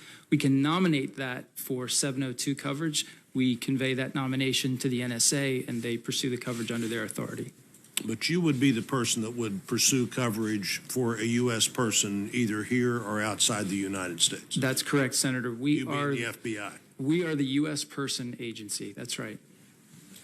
And Admiral Rogers, Senator Feinstein mentioned that last year 1,139 U.S. persons were, the phrase we're using now, unmasked for some purpose. Is that a number you agree with?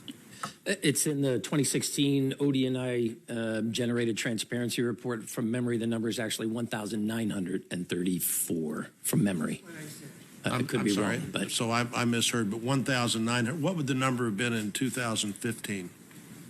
to be honest, I don't know. I'd have to take that one for the record. I do know that we didn't start with the transparency commitment that we made partnering with the DNI. We didn't start that until the latter end of 2015. So the 2015 data that's been published as a matter of public record is a subset of the entire calendar year. 2016 is the first calendar year where we have published all the data for the entire year. Director Coates, do you have any information on that? Well, I've seen the number. I don't recall what it was, and I just asked my staff. All right, I guess what I'm asking, and you can take this for the record, is was there an increase in 2016? Did you have significantly more requests based on your subset in 15 happen in 16 than you had had?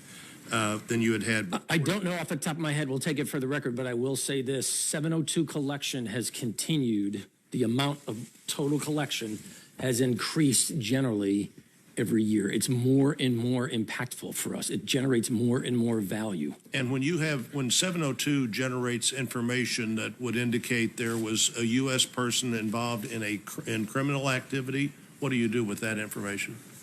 If we report it to either to DOJ and the FBI, because we're not a criminal organization. And what do you do if you get that information at DOJ, Mr. Rosenstein? Information from a 702 collection that clearly indicates there's a crime involving a U.S. person. I hesitate only because that's actually an FBI issue, so I would refer to Mr. McCabe. Mr. McCabe. Sure. So we take that referral, and if that's a U.S. person, we begin to build an investigation aiming towards Title I FISA collection. With adequate protections for U.S. persons and that entire chain of transmission of material. That's right. Thank you, Chairman. Senator King. Thank you, Mr. Chairman. First on 702, like Senator Feinstein, I want to express my support for this important tool for our intelligence agencies. I do have a concern which we can discuss perhaps in closed session about the process by which American names which are incidentally collected are then queried. I'm concerned by the distinction between query and search and where we run into the Fourth Amendment. It strikes me as bootstrapping to say we collected it legally under 702 and then we can go and look at these American persons, and I believe that the Fourth Amendment imposes a warrant requirement in between that step, which is not present in the present process. We can discuss that at greater length. Mr. McCabe, I'm puzzled by your refusal to answer Senator Heinrich's question about a conversation you may have had with Director Comey. What's the basis of your refusal to answer that question? Sure. As I stated, I think first, I can't sit here and tell you whether or not that those conversations that you're referring to. Why not? Do you not remember them? No, I'm sorry, sir. I don't know whether conversations along the lines that you have described fall within the purview of what the special counsel is now investigating. Is there some prohibition in the law that I'm not familiar with that you can't discuss an item and that you've been asked directly a question? It would not be appropriate for me, sir, to discuss issues that are potentially within the purview of the special counsel's investigation.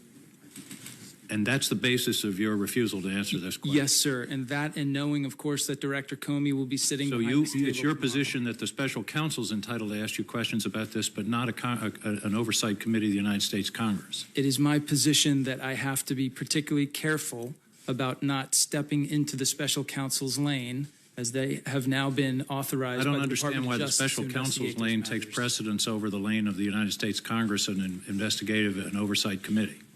Can you explain that distinction? Why does the special counsel get deference and not this committee? Sir, I'd be happy Is there some legal basis for that distinction? I would be happy to take that matter back to discuss it more fully with my general counsel and with the department, but right now that's the... On the record, I would like a legal justification for your refusal to answer the question today, because I think it's a straightforward question. Mm-hmm. It's not involving discussions with the president. It's involving discussions with Mr. Comey. The gentleman, Mr. Director Coates and Admiral Rogers, I think you testified, Admiral Rogers, that you did discuss today's testimony with someone in the White House?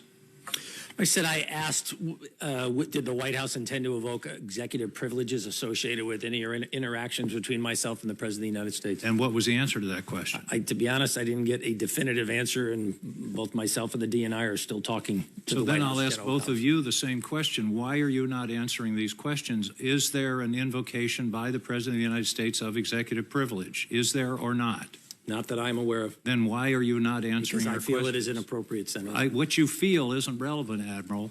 What you feel isn't the answer. The answer is, why are you not answering the questions? Is it an invocation of executive privilege? If there is, then let's know about it. If there isn't, answer the questions.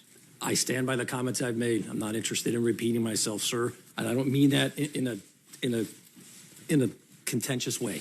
Well, I do mean it in a contentious way. I don't understand why you're not answering our questions. You can't. When you were confirmed before the Armed Services Committee, you took an oath. Do you solemnly swear to give the committee the truth, the full truth, and nothing but the truth? So help you God. You answered yes to that. And I've also answered that those conversations were classified, and it is not appropriate in an open forum to discuss those classified conversations. What is classified about a conversation involving whether or not you should intervene in the FBI investigation? Sir, I stand by my previous comments.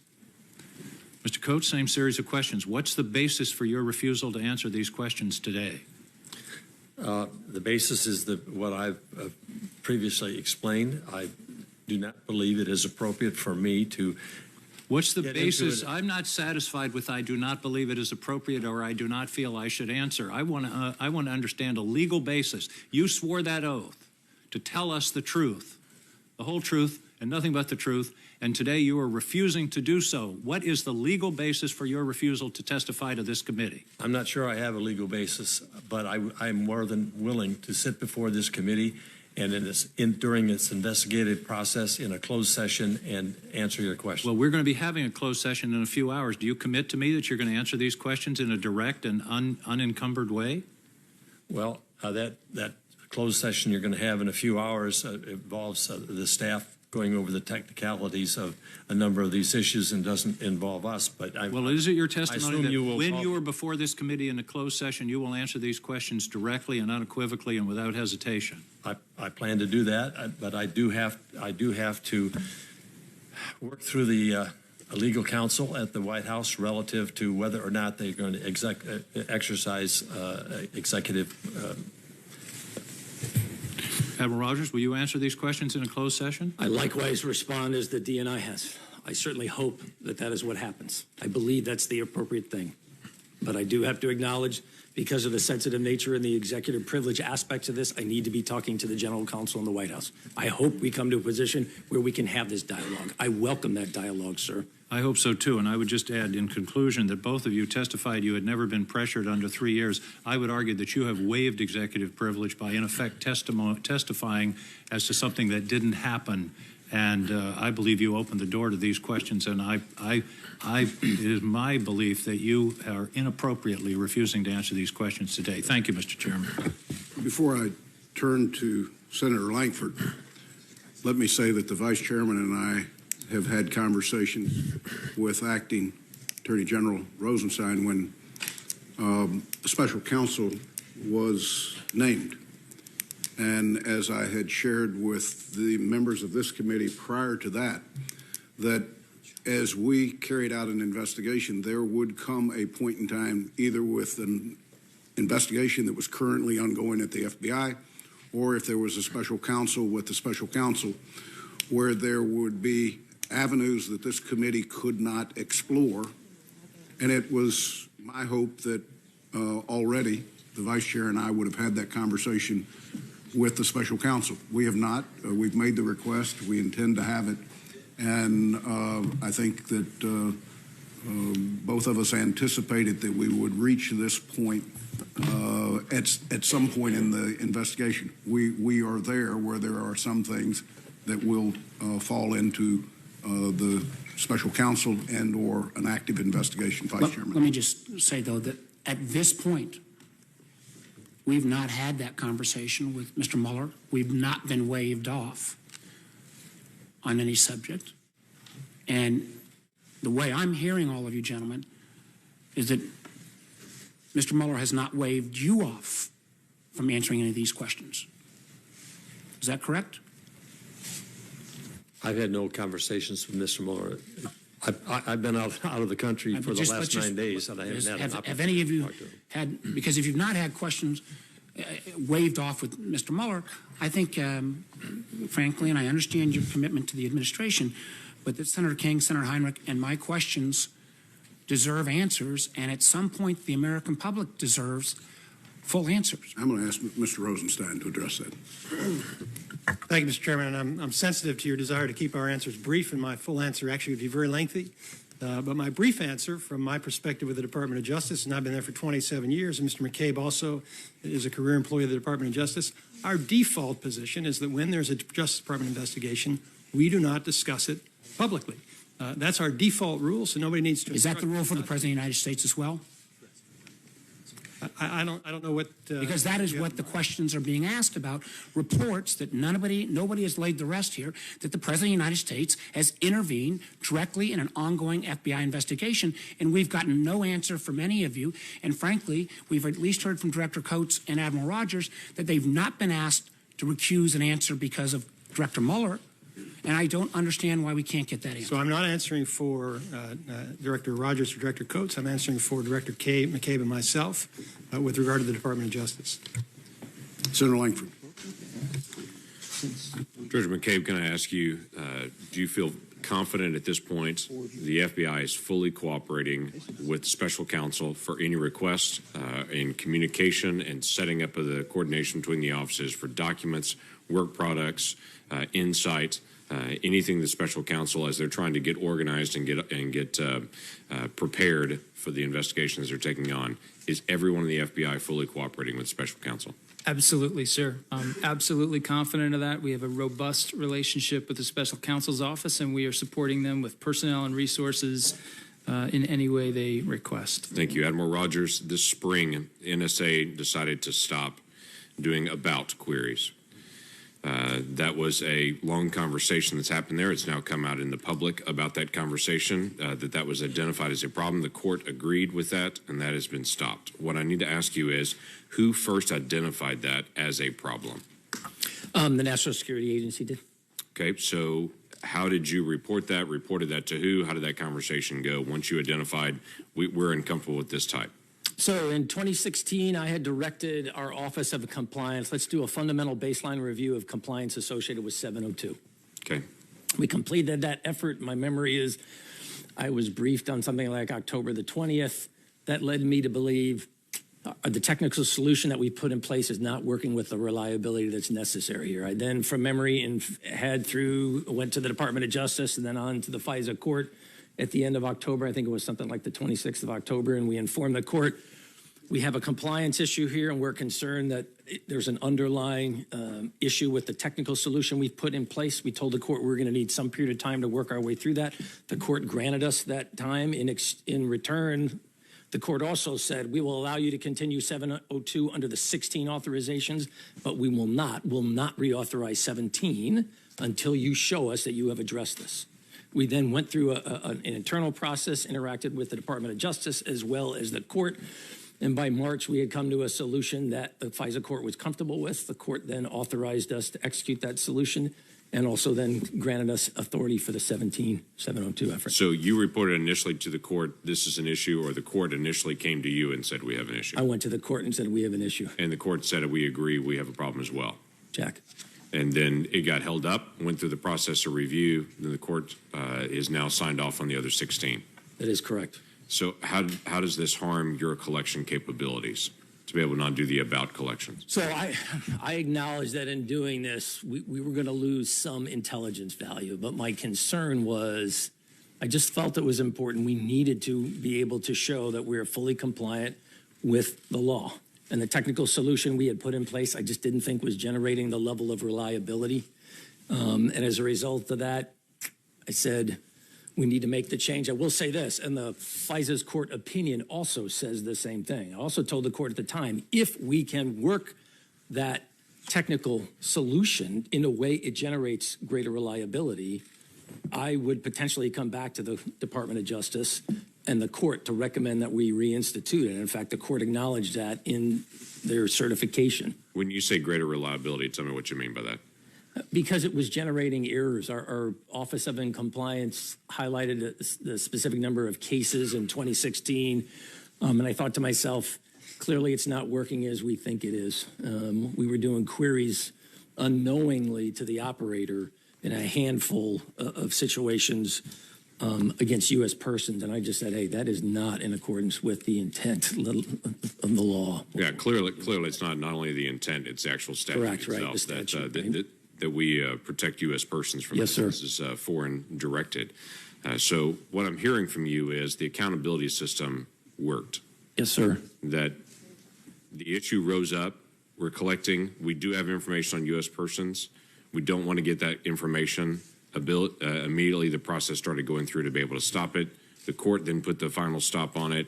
It was corrected, and then that's now cleared. Yes, sir. And in fact, we're purging the data as well. Not only have we stopped doing it, but we're purging the data that we had collected under the previous authorization. So the issue on 702, most Oklahomans that I interact with don't know the term 702. But if I ask them, should we collect information on terrorist organizations and terrorists overseas who are planning to carry out attacks on us and our allies, they don't hesitate. They say, absolutely, we should do that.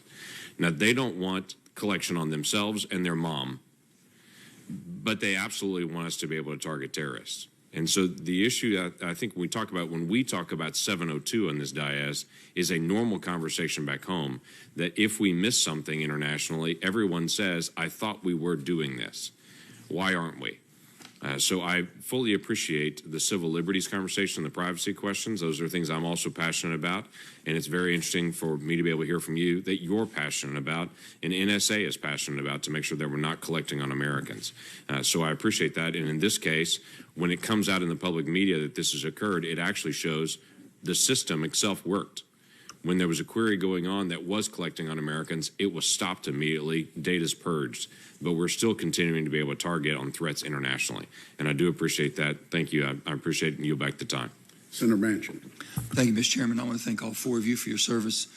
And you all are held at the highest, I think the highest regards by your colleagues and your peers. And I think that speaks volumes of the character of all four of you. And I appreciate that very much.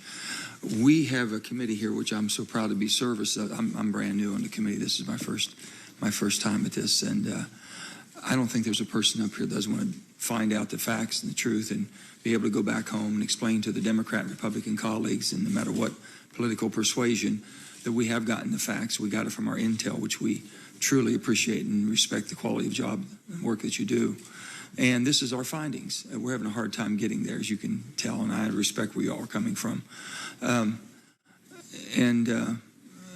hope you could understand that sooner or later we're going to have to. There has to be one element of this government that the public can look at and say, this is not politically motivated. This is not a witch hunt.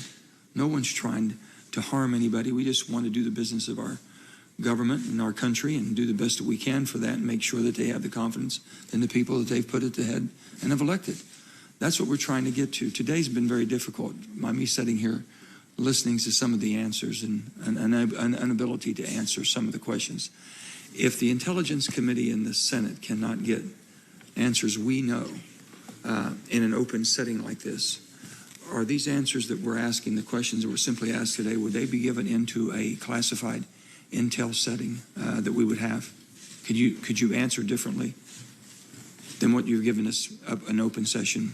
I think, Director Coates, you said that you would be able to answer differently in a... I think I've made that very clear. Yes. I've tried. Admiral Rogers, would you be able? And likewise, I certainly hope so. Mr. Rosenstein, would you?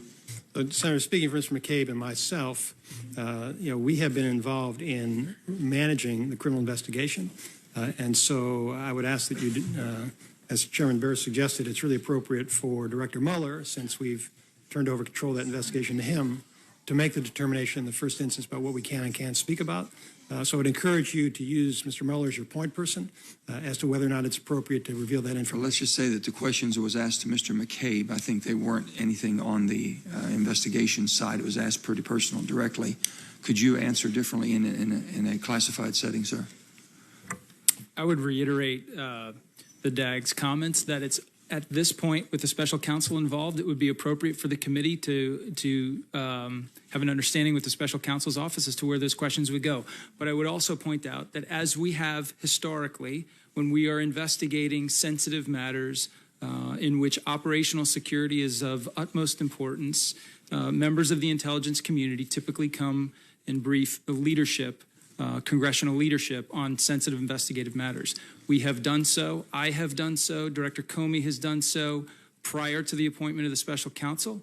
And some of the questions that you have asked this morning were addressed in those closed, very restricted, very small settings. Well, let me say this, that if it would be the desire of the chairman and vice chairman, if we could, since we have a classified hearing scheduled for 2 o'clock this afternoon, would you all make yourself available? Since it doesn't linger on, there's been a lot of questions, a lot of anticipation, a lot of build-up anxiety, if you will. I think you could really help an awful lot of us clear the day up, if you will. If I could address the senator's question, this afternoon is set with technical people to walk us through 702. Rest assured that we will take the first available opportunity to have people back in closed session to address those questions that they can address. And hopefully prior to that, the vice chair and I would have an opportunity to meet with Director Mueller to determine whether that fits within the scope of his current investigation, and we will do that. Well, Mr. Chairman, the only thing I'm saying is that I know that you can tell by the intensity of the questions here that there's a lot of concerns right now, and we have both Director Coates and Admiral Rogers are willing to say in a classified hearing that they would be able to answer differently. That's the only reason I was bringing that up, and we had it this afternoon. I would hope that would maybe be considered. Let me ask a question. Does the President support Section 702 reauthorization of the FISA expanded authority? Absolutely. Everyone? Full support. Full support there. Did the President ask, or was he given any specific intelligence or info concerning the Russian active measures in the 2016 presidential election? Was he briefed on that? Did he ask for that briefing, or did it is automatic briefing that you give? Admiral Rogers. Well, all that took place before I was So I will say, yes, he was briefed on the results of the intelligence community assessment. I was part of that in January prior to his assuming his duties. He and I have discussed as well the specifics of that assessment subsequent to him after he had become the president, assumed the duties. Let me just say, just in finishing up, I just would hope that you all, with your expertise and all of your knowledge, would help us put closure to this sooner or later. I mean, we need your help. We need your assistance. We really do. And this is a committee that I think will take the facts as you give them to us and decipher that and come up with some appropriate action and a final report, which is, I think, what the public is looking for. We can't do that without your assistance. So thank you all. And Senator, I fully understand that statement. And as the chairman mentioned, the procedures he's going to put in place relative to when we hold that hearing and the relationship it is to the official investigation that's going on by Director Mueller will dictate when and how we do that. I think we need you in the skiff sooner than later. Thank you. Senator Cotton. Thank you, gentlemen. I want to talk about the import of Section 702 to our national security. Admiral Rogers, I'll direct most of these questions to you as the subject matter expert on the panel on signals intelligence from foreign threats, though I might turn to some of our lawyers for legal questions. Does Section 702, Admiral Rogers, allow you to collect information on U.S. citizens? As intentionally targeted individuals? Yes, no. Intentionally target them. No. Does it allow you to target foreigners to do what's called reverse targeting of U.S. citizens, knowing those U.S. citizens are in communications? No, it does not. Does it allow you to collect information on foreigners who are on U.S. soil? No. It doesn't? 702 is outside the United States. So you can collect information on an ISIS terrorist in Syria, and he comes to the United States, and you can no longer collect information on his cell phone or his email address. We're in a foreign intelligence organization. We coordinate with the FBI, but yes, sir, we don't do internal domestic collection broadly. Mr. Rosenstein, do foreigners have constitutional rights? When they're in the United States, Senator, different rules apply, and that's why I think it's important for people to understand that Section 702 applies only in circumstances where it's a foreign national outside the United States. If they're inside the United States, we would need to rely on other provisions of FISA to do that collection. So yes, we can do it, but we need to apply different rules. And Mr. McCabe, as the director indicated, is responsible for that. Mr. McCabe, what happens when an ISIS terrorist comes from Syria to the United States and Director Rogers or Admiral Rogers can no longer use Section 702 to monitor his electronic communications? Yeah, Admiral Rogers folks notify mine, and then we work together to pursue coverage under different elements of the FISA statute. I'm sure you'd work as hard as you can to make sure that it's absolutely seamless, but it does seem to me that Section 702, because it's limited to foreigners on foreign soil without targeting any U.S. persons anywhere, goes the extra mile to protect the constitutional rights of American citizens and even the supposed constitutional rights of foreigners when they come on U.S. soil. That's one reason why I support the permanent extension of Section 702, and I introduced legislation to that effect yesterday with the support of all 7 Republicans on this committee. Tom Bossert, the counterterrorism and homeland security advisor to the president, write in today's New York Times about our legislation. The Trump administration supports this bill without condition. Admiral Rogers, is that your position? Could you repeat it again? I apologize, sir. The Trump administration supports this bill without condition. Yes. On a scale of 1 to 10, how enthusiastic would you be if this bill passed? You can go over 10. It would be excessively enthusiastic. I would be ecstatic that we'd be in a position to continue to generate significant insights for this nation's security. So you'd dial it straight up to 11? Yes, sir. Okay. Director Coates? My level's about 100. Mr. Rosenstein? Senator, I'm not familiar with the rating system. I do think it's very important. Director McCabe? I'm at 11. Director Coates, you had an exchange earlier with Senator Wyden about the efforts to estimate and declassify the number of persons who might be subject to incidental collection under Section 702. This is when you have a lawful 702 order, but someone does in fact communicate with an American citizen. It's my understanding that it would be virtually impossible to do so in a way that wouldn't further infringe on the rights of American citizens. Is that correct? Well, yes, and that's one of the central reasons why I came to the conclusion. But the main reason I came to the conclusion is that is not conceivably possible. We could go through the procedures. We could shift hundreds of people to go over and breach the rights of hundreds, if not thousands, of American citizens to determine individuals to determine whether or not they are American citizens or not. But we still, having done that, could not get to an accurate number, the number that Senator Wyden was trying to get us to. And my pledge to him is I would go out there, try to fully understand why it was we couldn't get that. There'll be detailed discussions on that on the closed session with the staff and the technicians from both NSA and from Senate staff here and others relative to all of the efforts that have been made to try to answer the question. And as I said in my statement, even if we were to take people off their regular jobs and say, get on this issue, even if we could put other measures in place, we still would not be able to come up. It's hard to explain how difficult this is or why this is the case, but that is what is going to be discussed in the closed session because all this is classified information this afternoon. I assume the staff of members, all the members here will be there. But my pledge was to do the best I could to try to get to some answer. And the result was we couldn't get to an answer, number one. And number two, trying to get to an answer would totally disrupt the efforts of the agency. Now, if you might be able to make the case, let's hire 1,000 more people and get to the answer if you knew that you would get to the answer.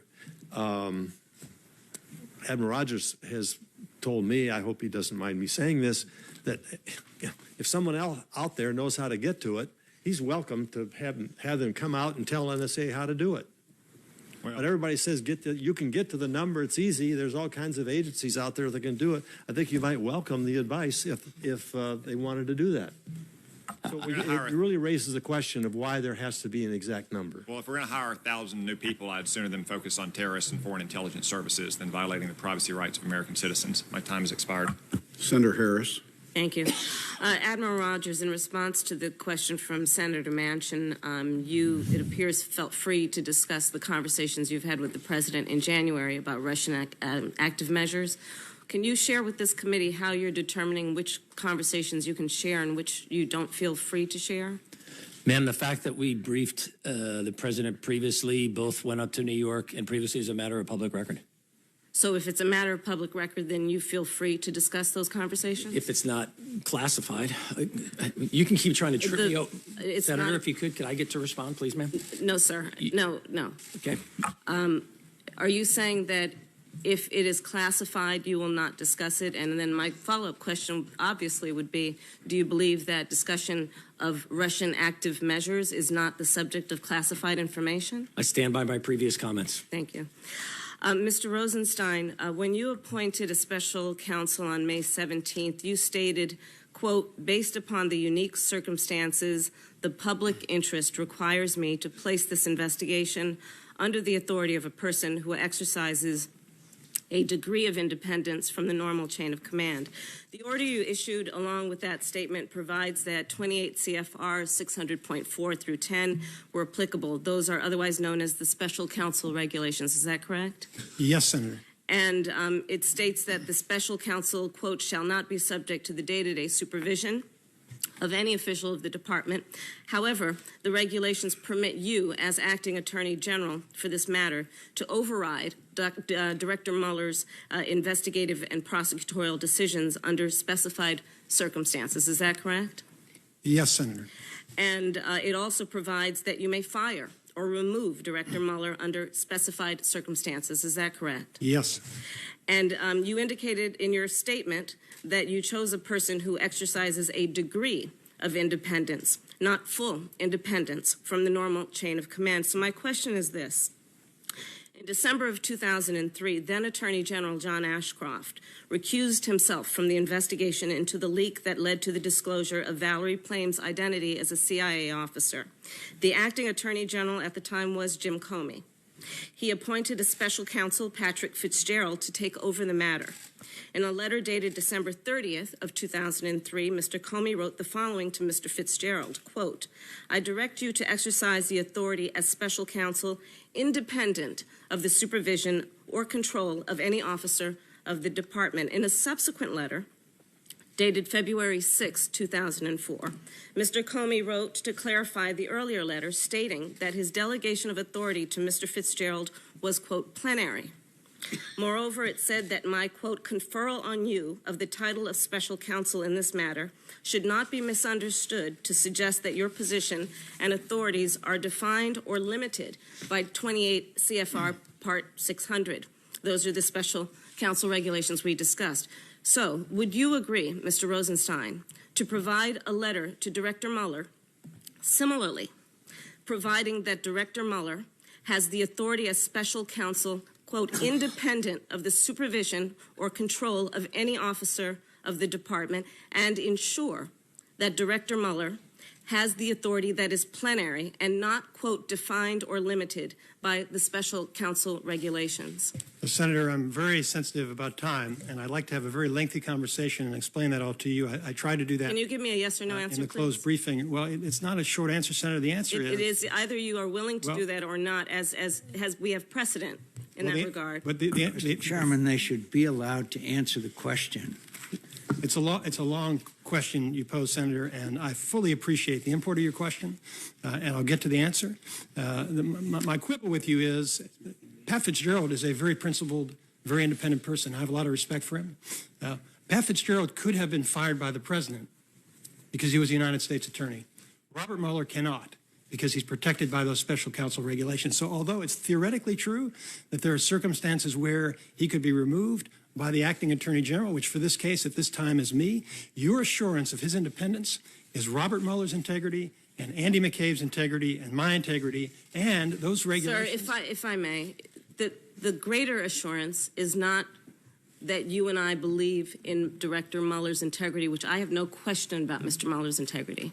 It is that you would put in writing an indication based on your authority as the acting attorney general that he has full independence in regards to the investigations that are before him, are you willing or are you not willing to give him the authority to be fully independent of your ability statutorily and legally to fire him? He has the yes or no, sir? He has the full independence that is authorized by those regulations. And are Senator, you willing to do as has been done before? With the senator suspend, the chair is going to exercise its right to allow the witnesses to answer the question, and the committee is on notice to provide the witnesses the courtesy, which has not been extended all the way across, extend the courtesy for questions to get answered. Mr. Chairman, respespectly, Mr. Rosenstein, I would point out that this witness has joked with the, as we all have, the senator ability to filibuster. Mr. Rosenstein, would you like to thoroughly answer Thank the you, question? Mr. Chairman. Senator, I'm not joking. The truth is, I have a lot of experience with these issues, and I could speak to you for a very long time about it, and I'm sympathetic. I appreciate the 5-minute limit. That's not my limit. But the answer is, this originated, as you may know, with the independent counsel statute. And I worked for an independent counsel, and I worked in the department during the independent counsel era when independent counsels were appointed by authorization of the Senate. They were appointed by federal judges, and they had essentially the authority equivalent to the Attorney General. That statute sunsetted, and the majority of members of this body concluded that that was appropriate because they did not want special independent counsels who were 100% independent of the Department of Justice. That was a determination made by the legislature. Now, I know the folks at the department who drafted this regulation under Janet Reno, and they drafted it to deal with this type of circumstance. And the idea was that there would be some circumstances where, because of unusual events, it was appropriate to appoint somebody from outside the department, not somebody like Pat Fitzgerald, who was a U.S. attorney who could be fired, but somebody from outside the department who could be trusted to conduct this investigation independently and could be given an appropriate degree of independence. Under the regulation, he has, I believe, adequate authority to conduct this investigation. And your ultimate check, Senator, is, number one, the integrity of the people involved in the investigation. But number two, the fact that if he were overruled or if he were fired, we would be required under the regulation to report to the Congress. And so I believe that's an appropriate check. And so I realize that theoretically anybody could be fired. And so there's a potential for undermining an investigation. I am confident, Senator, that Director Mueller, Mr. McCabe, and I, and anybody else who may fill those positions in the future will protect the integrity of that investigation. That's my commitment to you, and that's the guarantee that you and the American people have. Senator So is that a no? Senator Cornyn. Well, seems to be one thing we all agree on, at least so far based on the questions and the comments, and that is the 702 is an important tool for the intelligence community and one that needs to be preserved. And I agree with Senator Cotton that it should be extended without a sunset provision as currently written. So it's good to have one thing we agree on. But I want to ask Director Coates and perhaps Admiral Rogers if you want to comment on this as well. As I understand the framework of 702, it is to intentionally not target American citizens. It is to intentionally target foreign persons and to not collect information from American citizens except by way of incidental collection. And I think you've described, Admiral Rogers, the extensive procedures that the law requires and that NSA practices have in place to minimize the access of anybody in the intelligence community to that U.S. person. And indeed, you've talked about purging incidental collection that was made in the course of a 702 investigation.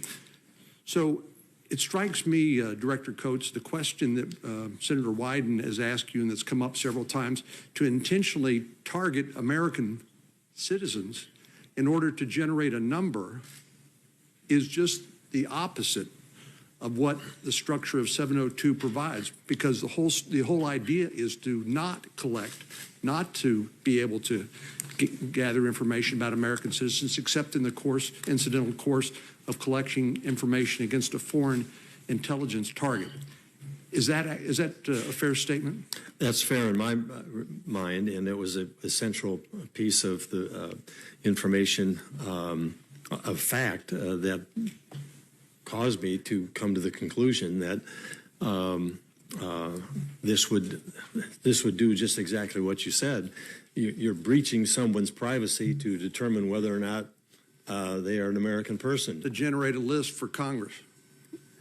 It potentially could, yes, to generate a list for Congress. That wasn't the only basis on which we made the decision, but that was an essential basis. Thank you. I want to ask a little bit more about the minimization procedures and the importance of those, and a little bit about unmasking of U.S. persons' names that Admiral Rogers and others have, Director Coates, you've talked about. You've explained the process and the elaborate procedures that are in place to make sure that this is not done accidentally or casually. And I think that's very important to reassuring the American people that in the collection of foreign intelligence, we are extraordinarily protective of the privacy of U.S. citizens who might be incidentally collected against. And so, to me, the minimization procedures are very important. The internal policies of the NSA when it comes to collecting foreign intelligence that happens to incidentally impact American citizens is absolutely critical to this balance between security and individual privacy. Perhaps this is a question for Mr. Rosenstein, though, and maybe Director McCabe. If someone is to use the unmasking process for a political purpose, is that potentially a crime? Yes, Senator. And Director McCabe, perhaps, or Deputy Attorney General Rosenstein, for somebody to leak the name of an American citizen that is unmasked in the course of incidental collection, to leak that classified information, is that also potentially a crime? Yes, I think that's the most significant point, Senator. I think it's important for people to understand unmasking is done in the course of ordinary legitimate intelligence gathering, when the identity of the person on the other end of the phone, the other end of the message, may be relevant to understand the intelligence significance of the communication. Leaking is a completely different matter. Leaking is a crime. Disclosing information to somebody without a legitimate purpose, need to know that information, that will be prosecuted in appropriate circumstances. And there have been cases where we've been able to determine there's a willful violation of federal law, a disclosure that was not authorized, and prosecutions have been brought and will be brought. And Mr. Rosenstein, not to pick on you or Director McCabe, but I think there's some confusion when we talk about generically about Russian investigations. We've described the role of the special counsel, which I think you've discussed in great detail, but that's primarily to investigate potential criminal acts and counterintelligence activities. Is it not? The answer to that is yes.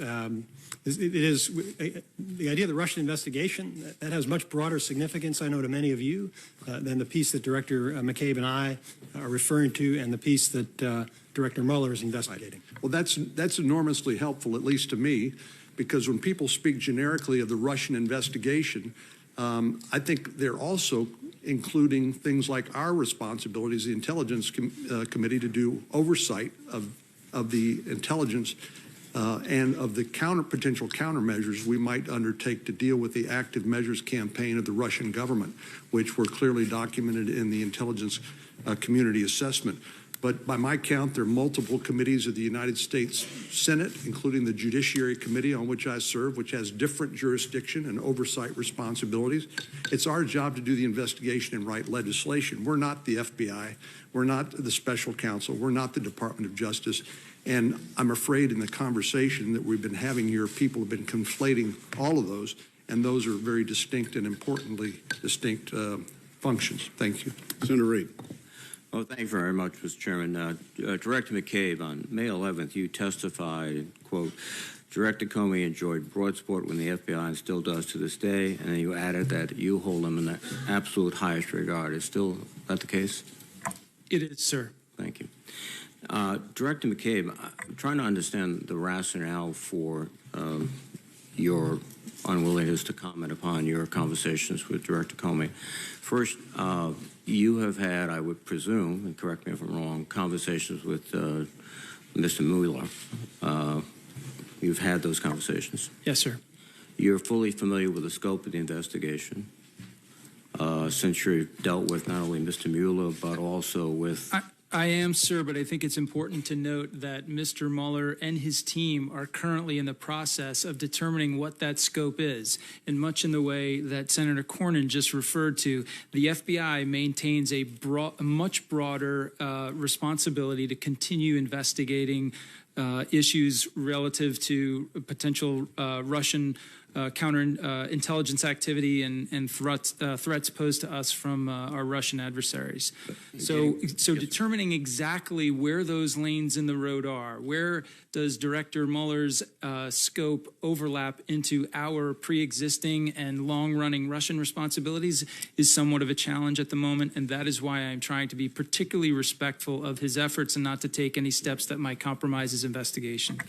But getting back to your rationale for not commenting on the conversation between you and Mr. Comey, it seems to me that what you've said is that either that is part of a criminal investigation or likely to become part of a criminal investigation, the conversation between the President of the United States and Mr. Comey, and therefore you cannot properly comment on that. Is that accurate? That's accurate, sir. What about the conversations between Director Coates and Admiral Rogers with the President of the United States? Is that likely to become or is part of a ongoing criminal investigation? I couldn't comment on that, sir. I'm not familiar with that, and it wouldn't be, for the same reasons it's not appropriate for me to comment on Director Comey's conversations, I certainly wouldn't comment on those that I'm further away from. Mr. Rosenstein, are you aware of the possibility of an investigation, the conversations that Director Coates and Admiral Rogers have had with the President? My familiarity with that, Senator, is limited to what I read in the newspaper this morning and what we heard here today. Okay. Director Coates, have you had any contact with the Special Prosecutor or any... I have not. Have you been advised by any of your counsels, or private or public, that this conversation that you have with the President could be subject to a criminal investigation? I have not. Admiral Rogers, the same question. To the last question, no, I have not. Mm-hmm. Let me just return again to the points that I think Senator King made very well, which is this unwillingness to comment on the conversation with the President, but to characterize it in a way that you didn't feel pressured, yet refusing to answer a very specific and non-intelligence related issue. I don't see how it would impact on the classification and our status, whether or not you were specifically asked by the President to do anything. Do you still maintain that you can't comment on whether you're asked or not?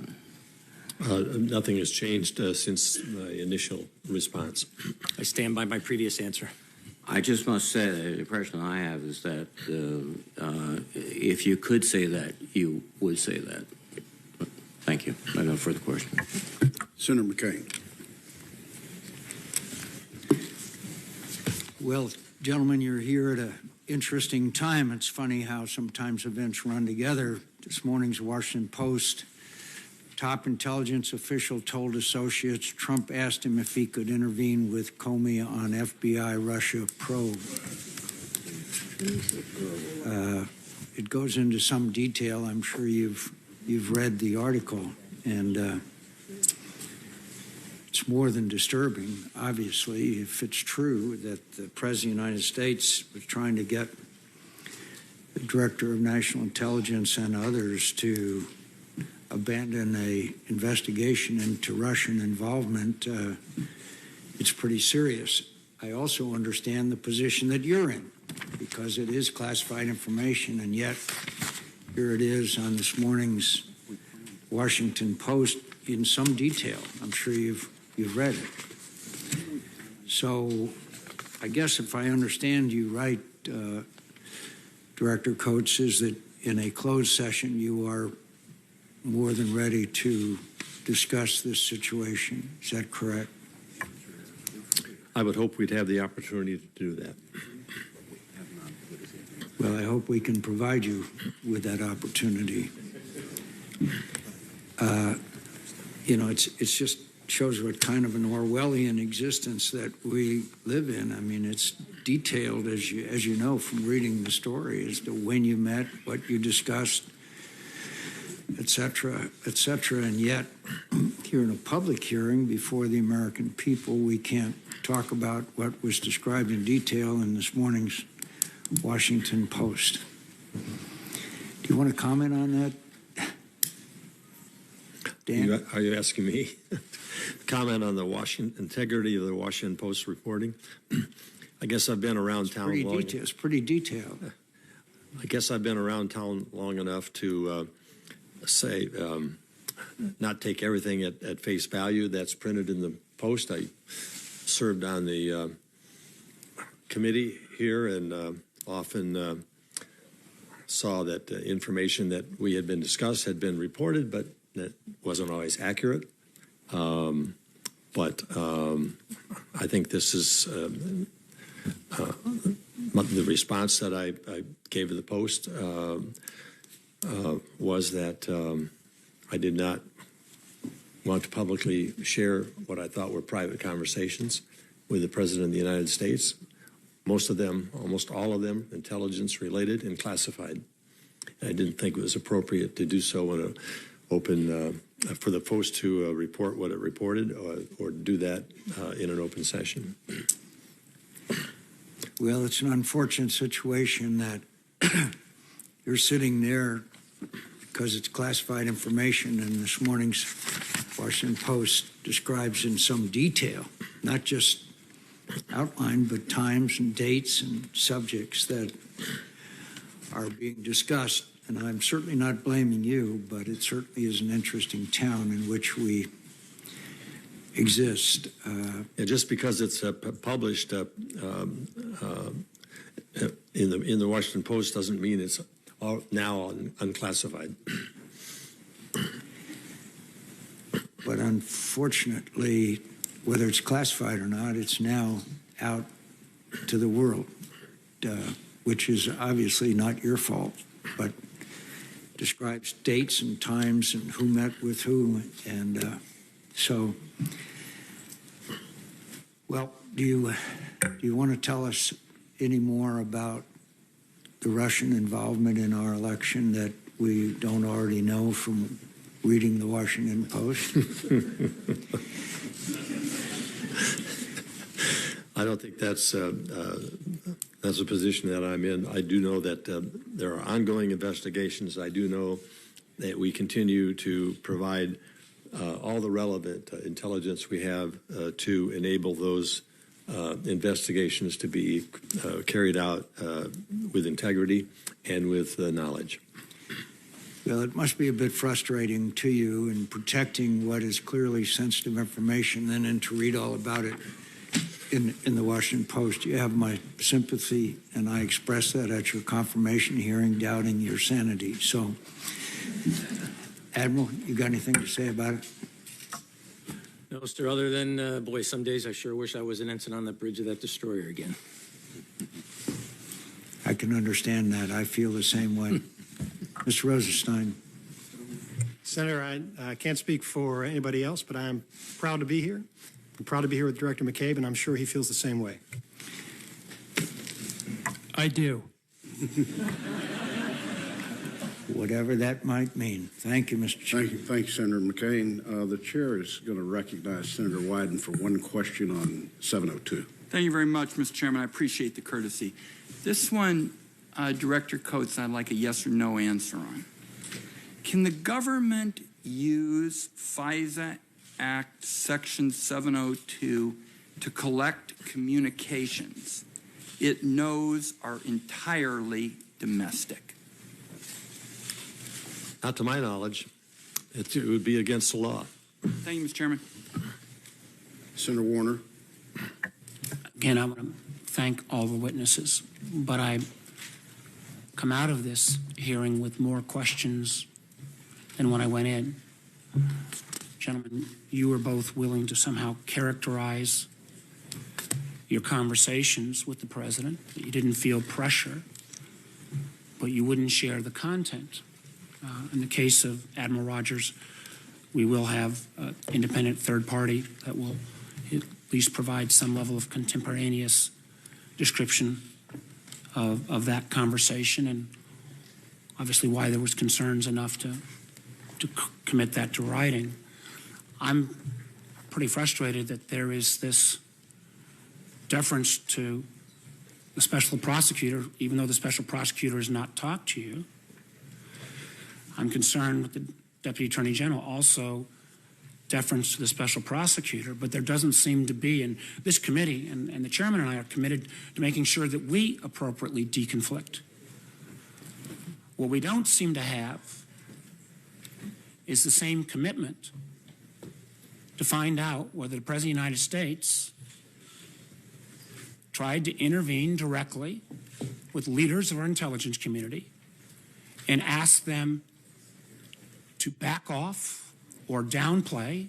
You've testified to your feelings response. Candidly, your feelings response is important, but the content of his communication with you is absolutely critical. And I guess I would just say the president's not above the law. If the president intervenes in a conversation and intervenes in an investigation like that, would that not be subject of some concern? Mr. Rosenstein? Senator, if anybody obstructs a federal investigation, it would be a subject of concern. I don't care who they are. And I can commit to you, if you're looking for commitment from Mr. McCabe and from me, that if there is any credible allegation that anybody seeks to obstruct a federal investigation, it will be investigated appropriately, whether it's by Mr. McCabe, by me, by the special counsel. That's our responsibility, and we'll see to it. Well, I thank the chairman for the fact that we've been working on this in a bipartisan way, and we will ultimately have to get to the content of those conversations. Thank you. Director Coates, I know you've got to go. Give me 90 more seconds, if I could. And this question probably to you, Admiral Rogers. Have our partners globally used 702 intelligence to stop a terrorist attack? Yes, sir. And if we were to lose a 702 authority, I would fully expect leaders from some of our closest allies to put out one loud scream. And in most cases, didn't they take credit for our intelligence? They don't publicly talk about where it comes from, but we acknowledge NSA is a primary provider of insights. I just wanted to get on the record. Yes, sir. A host of nations. This is a global asset. Yes. That the war on terror has is 702. Sir. Now, Mr. Chairman, if I could just take the time you were trying to protect for me for my next appointment, to just say following, and I just want to repeat, following my interaction with my contemporaries in a number of European countries, they are deeply, deeply grateful to us for the information derived from 702 has saved what they said literally hundreds of lives. Well, certainly the committee is privy to those instances in a lot of cases, and we're grateful for that. And gentlemen, I want to thank you for your testimony. But before we adjourn, I would ask each of you to take a message back to the administration. You're in positions whereby you're required to keep this committee fully and currently informed of intelligence activities.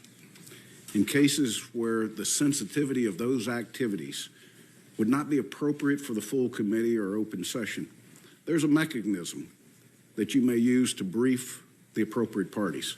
It's sometimes often referred to as the Gang of Eight notification briefing, and I think without exception, everybody at the table has utilized that tool before.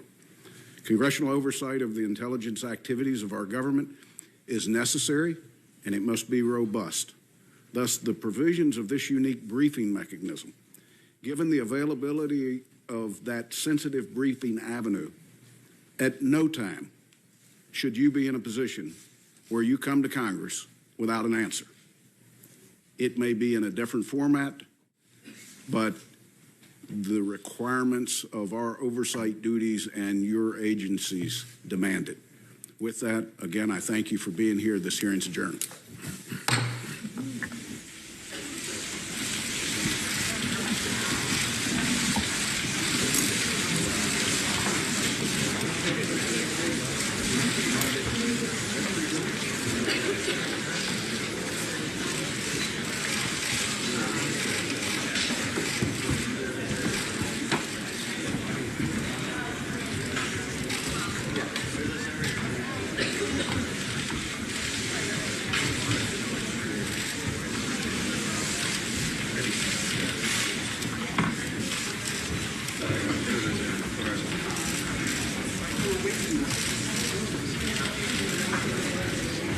They